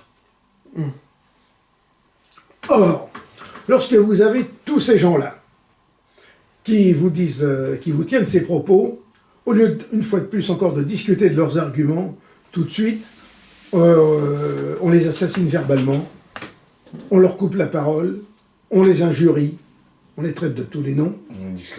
On les discrédite, donc. Donc, ce qui veut dire que, là encore, les choses ne sont pas claires, les choses ne sont pas nettes. Et à partir de ce moment-là, nous devons nous poser des questions en disant, que veulent-ils, les dirigeants que nous avons, où veulent-ils nous mener, que veulent-ils pour nous? Le gros problème aujourd'hui, c'est que la classe politique, les Français plutôt, pensent que les hommes politiques veulent le bien du pays. Non, ce n'est pas vrai. La classe politique que nous avons, c'est celle de l'anti-France. Elle travaille contre l'intérêt de la France, elle travaille contre les intérêts de la civilisation européenne, elle travaille contre les intérêts du monde blanc. Et la première preuve pour ceux qui ne veulent pas creuser ou aller voir plus loin, c'est extrêmement simple. Macron dit que la culture française n'existe pas, par exemple. Macron a dit que la culture française n'existait pas. Mais regardez un petit peu. On va avoir des mesures extrêmement sévères contre les gens qui vont dépenser le 80 à l'heure, qui vont faire ci, qui vont pas avoir leur assurance, qui vont... Enfin bref, des mesures drastiques, terribles contre eux. Mais de l'autre côté, on laisse les portes grandes ouvertes pour l'invasion, on laisse les gens rentrer dans le pays, on rembourse l'avortement, on facilite la prise de la pilule qui contribue à l'extinction de la race blanche, des peuples blancs. Comment peut-on appeler des dirigeants comme ça? Ce sont des ennemis, ce sont des traîtres, ce sont des criminels pour notre nation. Il faut avoir le courage de le dire, et les Français doivent en prendre conscience, et puis à terme s'organiser pour renverser ce régime, lorsque l'occasion se présentera. Mais le problème de fond, il est là. Le problème de fond, il est là.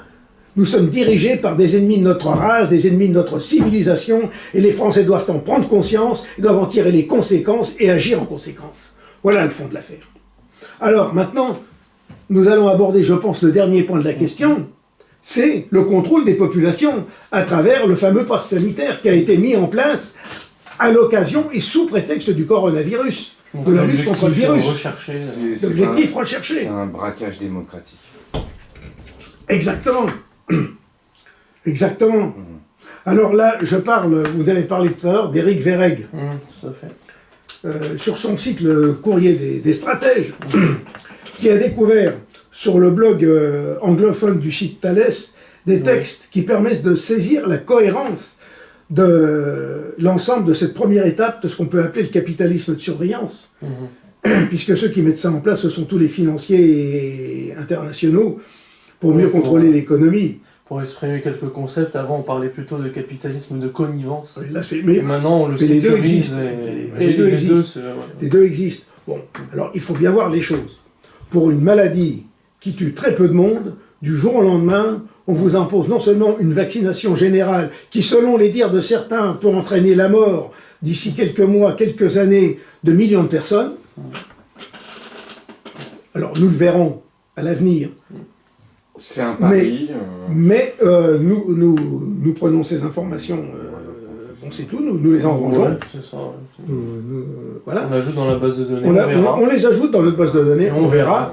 Et en plus, de pousser les gens à se vacciner avec des vaccins qui ne sont qu'à l'état d'expérimentation, dont on ne sait pas les conséquences. Enfin, je parle de vaccins, non, je devrais parler de thérapie génique, excusez-moi. Ce ne sont pas des vaccins. Encore thérapie génique, c'est pour les malportants. Oui, effectivement. Pas pour un bien portant. Enfin, disons une soupe, une mise à jour Windows, voilà, une mise à jour Windows de vaccins dont on sait très bien qu'ils ne protègent pas, dont on nous dit qu'il va falloir se faire vacciner vraisemblablement une 3e fois, et puis après une 4e, tous les semestres, et tous les semestres et autres. Un peu comme la grippe saisonnière. Voilà, une grippe saisonnière qui d'ailleurs, une fois sur deux, loupe sa cible, il faut le savoir, mais qui enrichit les laboratoires. C'est la constante. Voilà. Et donc, avec cette question de pandémie qui n'est absolument pas mortelle pour l'ensemble de la population, qui peut être soignée par des traitements qui existent, que l'on connaît, que la communauté scientifique connaît, et dont progressivement les thérapies sont de plus en plus connues sur les médias, eh bien, on instaure un pass sanitaire. Contrôle, Ausweis, tout le monde, pour entrer dans un restaurant, pour entrer dans un magasin, pour se faire soigner et autres, doit présenter un papier comme quoi je suis vacciné. Vacciné contre quoi? Surtout pas contre la bêtise. Oh là là.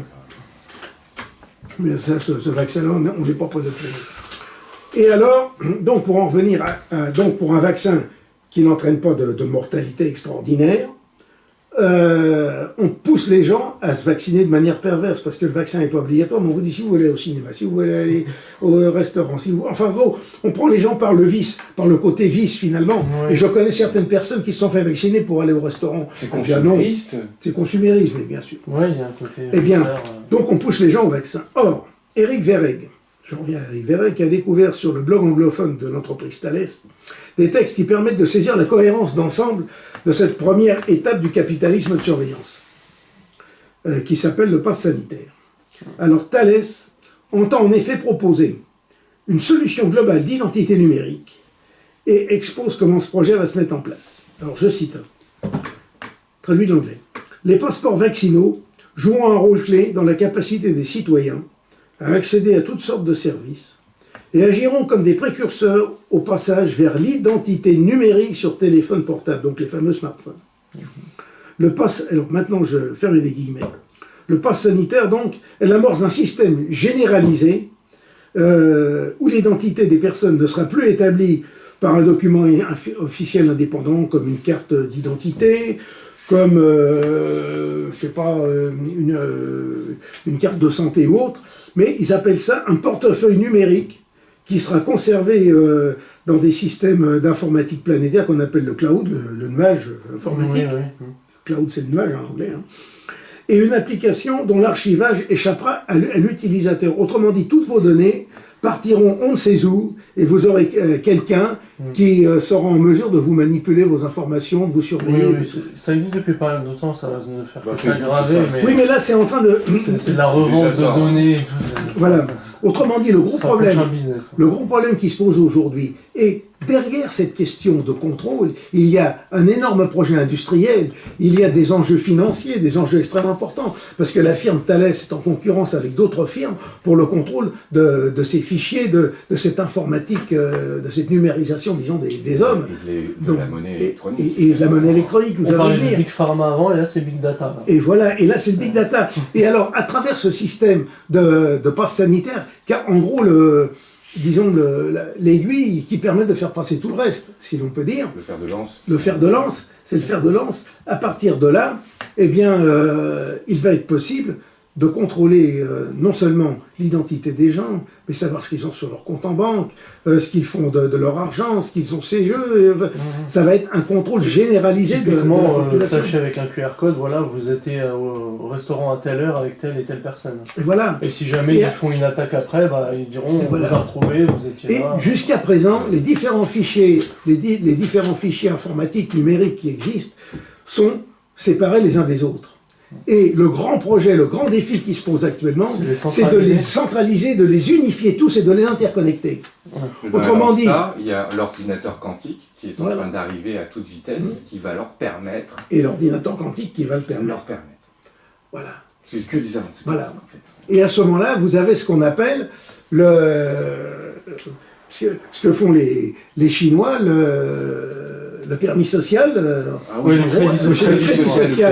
crédit social à la chinoise. Alors eux, les Chinois, ils en rêvent depuis l'Antiquité. 500 ans avant Jésus-Christ, vous aviez les légistes chinois qui disaient l'idéal, ce serait que l'empereur contrôle chaque fait et geste de ses sujets. Xi Jinping, aujourd'hui, est tout heureux, grâce aux technologies, de pouvoir réaliser la pensée. Mais nous autres, pensions qu'en Europe, ça mettrait beaucoup plus de temps. Eh bien non, nous sommes en train d'y arriver. Et nous risquons, et nous nous battons actuellement avec les Chinois, si l'on peut dire, pour savoir qui le premier de l'Occident ou de la Chine va arriver à mieux contrôler les populations dans leur membre. Mais ça va être simultané, forcément. Ça va être simultané. Et donc, on va en arriver donc, avec ce fameux système de contrôle, eh bien, on va en avoir une chose dans laquelle on va décider non seulement des critères, disons, on pourrait dire moraux, par exemple, vous n'avez pas payé votre loyer, vous n'avez pas droit à ci, vous n'avez pas droit à ça, vous ne payez pas vos dettes. Bon, vous voyez, des critères mais des critères de morale naturelle qui, à la limite, peuvent se comprendre parce qu'il n'y a rien de tel que l'analyse des cas particuliers de chacun d'entre nous pour comprendre les situations. Parce que si vous ne payez pas, vous n'êtes pas nécessairement malhonnête, vous pouvez avoir un problème et qui peut se résoudre en discutant. Mais là, non, c'est automatique, c'est un algorithme qui va décider. La politique peut se rajouter là-dedans, genre vous avez tenu un propos raciste. Vous avez tenu un propos raciste, vous avez fait ci, vous n'avez pas pensé ci, vous n'êtes pas comporté comme ça, vous n'êtes pas par exemple allé urner à la dernière élection, donc vous n'avez pas droit à aller vous faire soigner, vous n'avez pas droit à aller au boucher chez le boulanger. Je caricature à peine. Ça pourrait devenir obligation de vote contre les droits. Je caricature pourquoi pas. Et alors, je relève une chose, c'est que dans une note du 14 juillet 2021, la BCE, c'est-à-dire la Banque Centrale Européenne, indiquait qu'il serait idéal de limiter à 3 000 € le montant des comptes courants des personnes dans les banques, donc sous peine de pénalité. Vous vous rendez compte, si vous dépassez 3 000 €, on t'enlève. Sur un livret, c'est le maximum. En fait, il s'agit de décréter les comptes pour utiliser cet argent-là et puis s'en servir pour financer différents projets et créer des contreparties. Pour les ponctionner éternellement.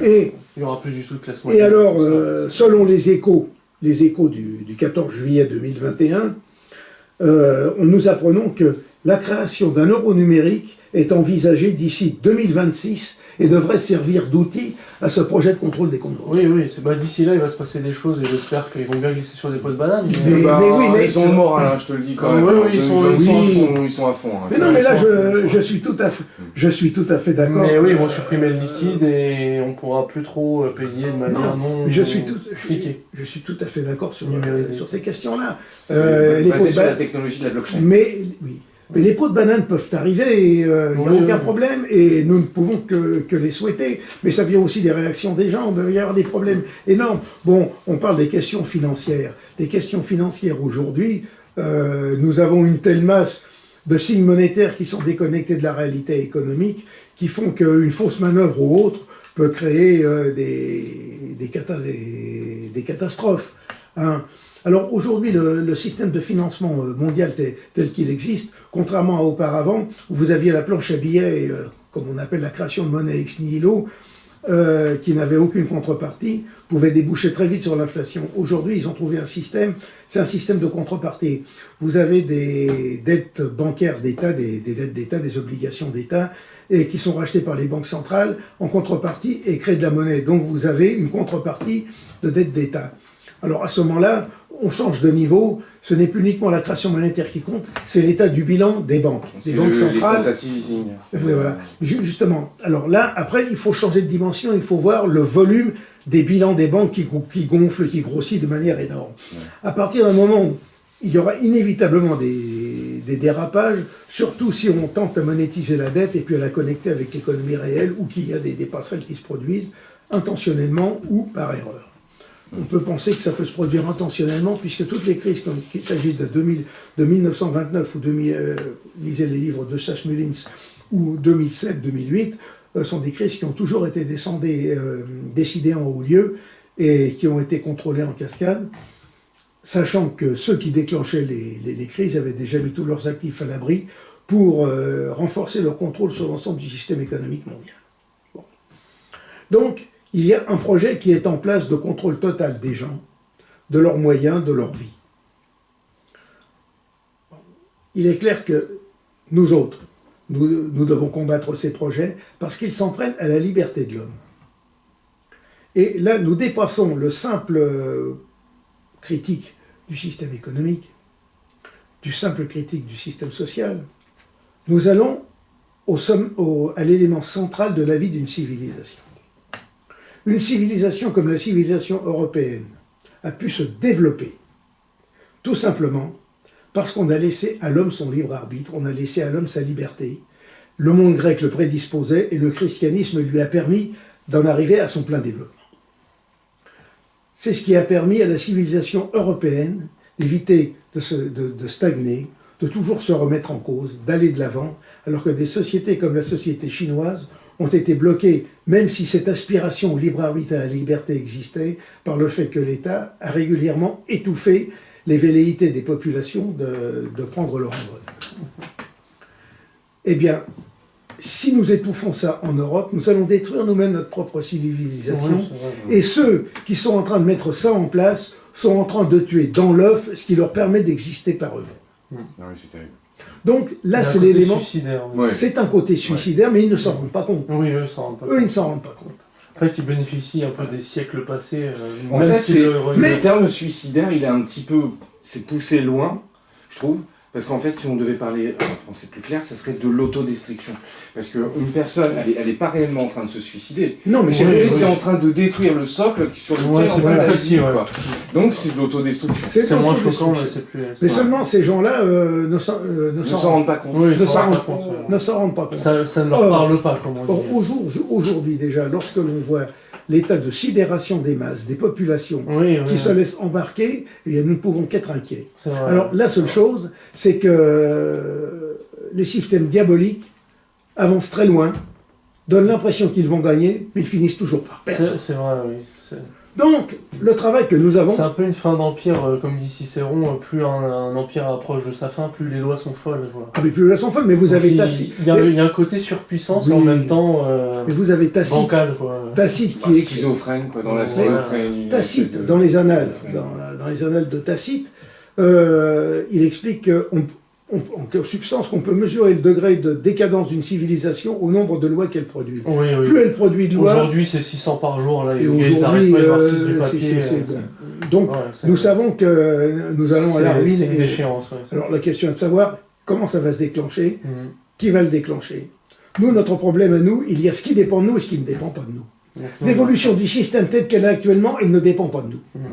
Nous, par contre, ce qui dépend de nous, c'est de recruter des personnes, des gens qui sont alertés, qui comprennent les problèmes fondamentaux, problèmes spirituels d'abord, la crise spirituelle, donc la crise du christianisme, et qui est un problème de long terme à résoudre, sauf intervention divine, des problèmes intellectuels, c'est-à-dire établir les bases de la réflexion sur des données saines, et la logique d'Aristote en est l'élément principal, et non pas toutes les idéologies de déconstruction qui sont là pour brouiller les pistes et pour détruire les intelligences. Et troisièmement, eh bien, recruter ces personnes, les former, et nous organiser en réseau, constituer ce petit reste, ce noyau indestructible, inaccessible au découragement, qui parviendra justement à travers toute la France malgré d'énormes difficultés, d'énormes imperfections, a constitué ce substrat qui va être capable de réagir le jour où le système va s'effondrer. Notre travail à nous, aujourd'hui, il est illusoire de dire « nous allons prendre le pouvoir, nous allons faire ci, nous allons faire ça ». C'est pour ça que le système est collectiviste, d'ailleurs, comme ça, le moindre contrôle est fait. Voilà. Même certaines personnes pensent que le vaccin affaiblit les gens. Il y a même des sportifs qui sont... voilà, ils étaient parmi les premiers dans le Tour de France. Qui s'affaiblissent. Ils finissent à l'arrière. À l'arrière, au moment où ils sont fait piquer. Oui, c'est ça. Mais le vrai problème, nous, il est là. C'est dans ce recrutement de personnes que nous formons, inaccessibles au découragement, constituées en réseau, qui se développent par eux-mêmes et qui, à la limite, vont être capables, à un moment ou un autre, de s'organiser en système autarcique ou en système de dons et contre-dons, c'est-à-dire qu'elles parviendront à échapper au contrôle financier des banques, c'est-à-dire qu'on peut mettre en place un système de proximité. Bon, évidemment, dans les villes, c'est difficile. Mais on peut toujours, et il faut que nous y réfléchissions à mettre en place ces systèmes par lesquels, en gros, je te donne 1 kilo de sel, tu vas me donner 10 kilos de nouilles. Ça va être assez facile dans l'avenir. Mais voilà, mais c'est ce genre de choses. Ce qu'il faut, c'est arriver à mettre en place une économie de telle manière, une économie parallèle, qui échappe totalement au contrôle du système. Et ça, le travail révolutionnaire d'aujourd'hui, ce n'est pas d'aller défiler dans la rue en disant nationalistes, nous vaincrons ou quoi que ce soit. Non, le véritable travail, c'est ce travail discret, ce travail quotidien, ce travail journalier, qui doit nous permettre justement de constituer cette contre-société, cet élément, d'ailleurs que quelqu'un comme Ho Chi Minh avait fait, en constituant une société dans la société, et qui progressivement a noyauté le pays, a conquis les gens, et qui du jour au lendemain a émergé à l'occasion d'un événement, et qui a conquis le pouvoir. Car effectivement, nous disons, notre objectif c'est conquérir l'État, surtout en France, où la France a été constituée par l'État. Mais conquérir l'État est un objectif qui ne s'obtiendra que par tous ces travaux préliminaires, par tous ces travaux peu glorieux, peu gratifiants à vue d'homme, mais qui sont essentiels et qui nous permettront de nous en sortir. Et si nous sommes catholiques, et si nous sommes chrétiens, et si nous pratiquons la vertu d'humilité, en dépit de toutes les faiblesses que nous avons, eh bien nous y parviendrons beaucoup plus sûrement que n'importe quel autre groupe. Et à partir de là, les nationalistes qui sont une expérience, qui sont une pratique, qui sont une doctrine, justement fondée sur l'expérience, eh bien nous parviendrons à reconquérir le pays. Primum, en premier lieu, reconquérir les âmes, leur redonner la spiritualité fondamentale qu'est le christianisme, et le catholicisme en particulier. Ensuite, les former intellectuellement à la logique d'Aristote, et si possible à la philosophie thomiste, car au-delà de la théologie de saint Thomas, il y a la philosophie, qui nous donne les bases, les structures de la pensée. On marche sur 2 jambes, on ne marche pas sur les mains. Eh bien, la logique à toute épreuve. Voilà, notre travail à nous, il est là. C'est un travail et en même temps, nous devons nous préparer à toute éventualité, sachant que le système dans lequel nous sommes aujourd'hui ne durera pas indéfiniment. Aujourd'hui, le monde est calme. Apparemment, après la crise des Gilets jaunes, tout se passe comme si le système prenait sa revanche et prenait un plaisir à écraser les populations, à écraser les masses. Ceux dont j'ai entendu dire que ceux qui refusent de se faire vacciner, ceux qui réagissent comme ça, ce sont ceux qui n'ont pas de neurones. Alors effectivement, il y a beaucoup de gens qui n'ont pas l'instruction, qui n'ont pas la culture, je le sais très bien, il y a des gens... mais l'essence même, excusez-moi, mais l'essence même du courage, c'est la résistance. Et c'est la résistance. C'est pas d'accepter.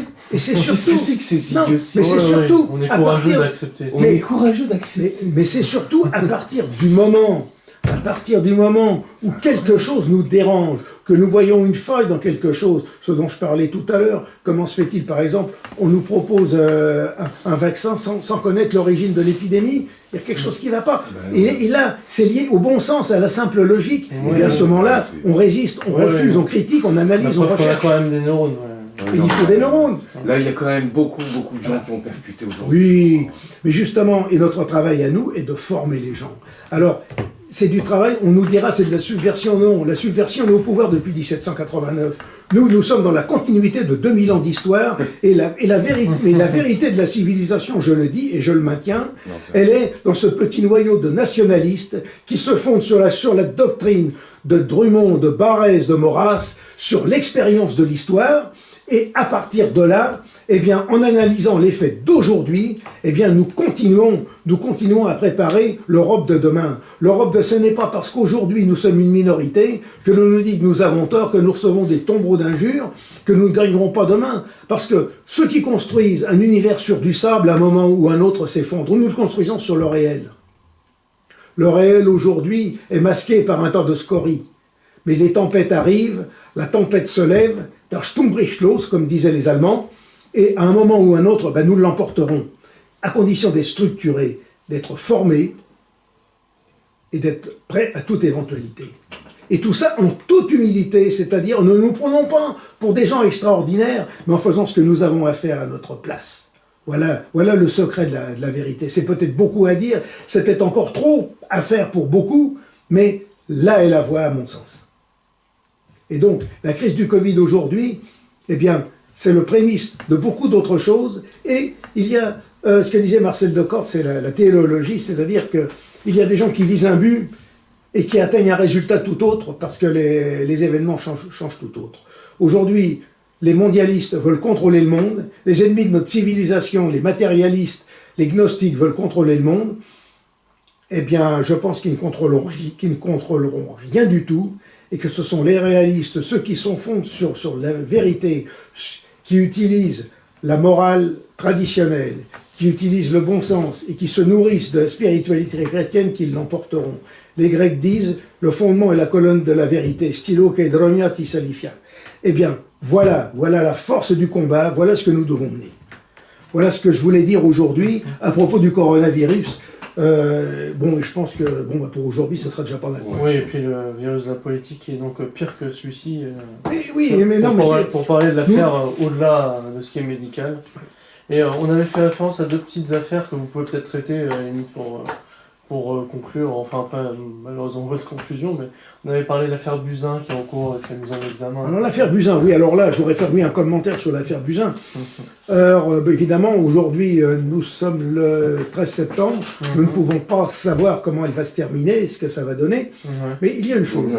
La Cour de justice de la République, a déjà traité 11 ministres. Sur les 11 ministres, il y en a 4 qui ont été acquittés, il y en a 2 qui étaient condamnés sans condamnation, il y en a 4 qui ont été condamnés à des peines extrêmement légères. Donc, autrement dit, il ne faut pas attendre que, quel que soit aujourd'hui, le mouvement médiatique que provoque la mise en accusation d'Agnès Buzyn, mène à quelque chose d'extrêmement grave, d'extrêmement important. Je ne sais pas trop quelles sont les accusations. Alors je ne sais pas trop, mise en danger de la vie d'autrui. Le fait qu'elle ne soit pas procuré une masque à temps. Oui, voilà. Mais Agnès Buzyn, si elle doit être accusée, mais il faut accuser le chef de tous.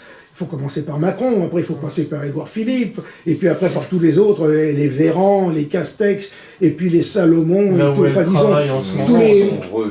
Là c'est un peu la pancarte de Cassandre, du coup ça nous amène à une autre affaire. Honteux. Mais oui, mais non, mais bon, Salomon il est juif, qu'il voulait que j'y fasse. Vous savez, c'est comme dans le film de Rabbi Jacob, Salomon vous êtes juif. Et non, mais moi j'y suis pour rien, Il s'appellerait Gilbert Durand, ça serait Gilbert Durand, c'est tout. Il y avait eu en février 36, c'était l'affaire Stravinsky, c'est ça? L'affaire Stavisky. Stavisky. Regardez, quand vous regardez aujourd'hui, Buzyn, c'est quand même vraiment plus grave. Mais c'est beaucoup plus grave. Mais oui, ça a pris d'autres proportions après. Alors, Buzyn, on a dit l'histoire des vaccins et tout. Là, je ne veux pas entrer dans le débat, mais il faut savoir qu'elle ne sera pas condamnée. Et de toute façon, si elle est condamnée et les autres étaient amnistiés, ça serait une injustice. Parce qu'elle est simplement à la limite une exécutante et une comparse. C'est complice. Elle est complice, c'est tout. C'est tout. Ouais, mais en fait, la complicité, c'est condamné. Oui, mais on ne va pas condamner les autres. C'est ça, on va condamner que les complices. Alors, vous voulez parler de Cassandre Fristo. Cassandre, comme une réussite des manifestations, en termes de nombre, je veux dire, ça reste assez actif. Ouais, mais la conclusion, elle est vite faite parce que en fait, cette fille s'est pris 3 mois de sursis en fait, de prison, c'est ça? De 3 mois de prison. Bah, il a plus le droit d'enseigner aussi. Il a pas le droit d'enseigner. Ah oui, d'accord. Non, mais vous savez, moi, on verra le résultat le 20 septembre. Mais moi, je vais vous donner une définition de l'antisémitisme. Ah. Oui. À partir du moment où vous allez dire qu'un juif a tendance à respirer plus fort que les autres, vous êtes taxé d'antisémitisme. Ouais, et encore, pour elle, je veux dire, enfin, sur sa pancarte, tous les noms n'étaient pas juifs. Mais tous les noms n'étaient pas juifs. Par contre, ceux qui l'ont traîné dans les tribunaux, là, 17 associations, enfin, c'est impressionnant. Hein, je veux dire, là, ils ont... Mais moi, en là, fait... c'est du 100%. Mais là, moi, ce qui m'étonne beaucoup sur cette histoire de Cassandre Friso, c'est ça? Fristo, pardon. C'est que des affiches comme ça, au moment où elle se fait choper. Il y en avait plein, ouais. Il y en avait partout. Non, mais ça lui est tombé que dessus. Ils ont choisi une nana qui était une ancienne élue du Front National. Oui, c'est ça. Non, mais elle avait tout à fait le profil pour c'était bon. C'était très bien. Il y a eu quelques autres cas, mais qui n'étaient pas aussi exceptionnels. Il y en avait pas. Même à Paris, en fait, il y avait, nous, à certaines manifestations, on a vu des gens. La sécurité les embête après, voilà. Mais c'est pas tant que ça, hein, pas tant. Ah bon? Non, mais de toute façon, les Israélites ont ce gros défaut que dénonçait déjà Bernard Lazare. Le problème des Juifs, des Israélites, c'est qu'ils en font trop. Et à un moment, ça leur retombe dessus parce qu'ils en font trop. Voilà, ils n'ont pas le sens de la mesure. Le problème, il est là. Ils restent à leur place. Bon, voilà. Mais non, mais... C'est Bernard Lazare, et Bernard Lazare, il les connaissait bien, puisqu'il était juif lui-même. C'est ça. Le premier mouvement anti-vax mondial aussi, c'est les talibans, apparemment, puisqu'ils ont révoqué les contrats avec tous les vaccins les talibans. À l'Afghanistan. C'est encore un autre problème, l'Afghanistan. Ouais. Là, il y a beaucoup de choses. Après, il y a beaucoup de géopolitique, et la crise migratoire, plus ou moins, même si finalement elle a été... il y a aussi les questions aussi de la drogue, de la géopolitique de la drogue. C'est ça, c'est la Chine qui étend vraiment son pouvoir, elle étend vraiment son influence. Voilà. Non, là c'est encore un autre sujet. Il y a encore beaucoup de choses. Je pense qu'il faut attendre peut-être avant d'en parler. Voilà, oui, non, là, parce qu'il va se passer des choses. Pas trop. L'Afghanistan, il va se passer des trucs. Tu vas voir que là, c'est pas fini, on est juste au début. Là, mais de toute façon, comme je le répète, il y a des choses qui dépendent de nous, des choses qui dépendent pas de nous. Ce qui dépend pas de nous, on n'y peut rien. Mais ce qui dépend de nous, nous pouvons tout. Et c'est à nous d'agir, de réagir, de nous protéger. Il faut commencer par être fidèle avec ses idées, son idéal. Le fond de l'affaire, il est là. Alors bon, dans une publication comme Militant, nous cherchons autant que possible à donner des arguments, des éclairages.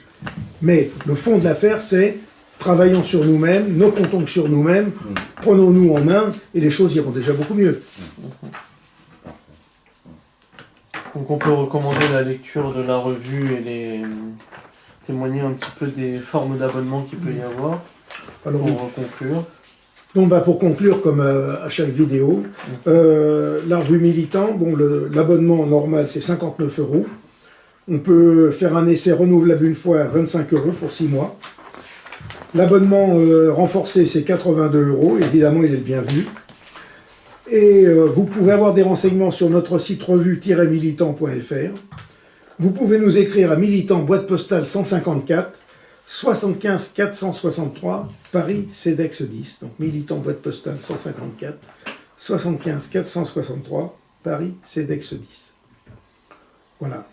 Et le prochain numéro qui va paraître là, fin septembre, pour une fois nous faisons une vidéo sur un numéro qui n'est pas encore sorti. Le numéro va apparaître à la fin du mois de septembre. Voilà. Puis nous ferons sans doute une vidéo. Oui, on fera une vidéo en mois d'octobre. Oui. Et dans lequel nous traiterons, il y a tout un article qui est consacré au fameux canal Istanbul, lancé par Erdogan, et sur lequel il y aurait beaucoup à dire. Mais là, pour montrer que les Turcs, eux, à notre différence, ne se laissent pas abattre, mais se projettent dans l'avenir. Grâce à un homme qui est un homme d'État, qui, s'il est notre ennemi de civilisation, nous serions très honorés d'en avoir un qui arbore la croix chez nous aujourd'hui.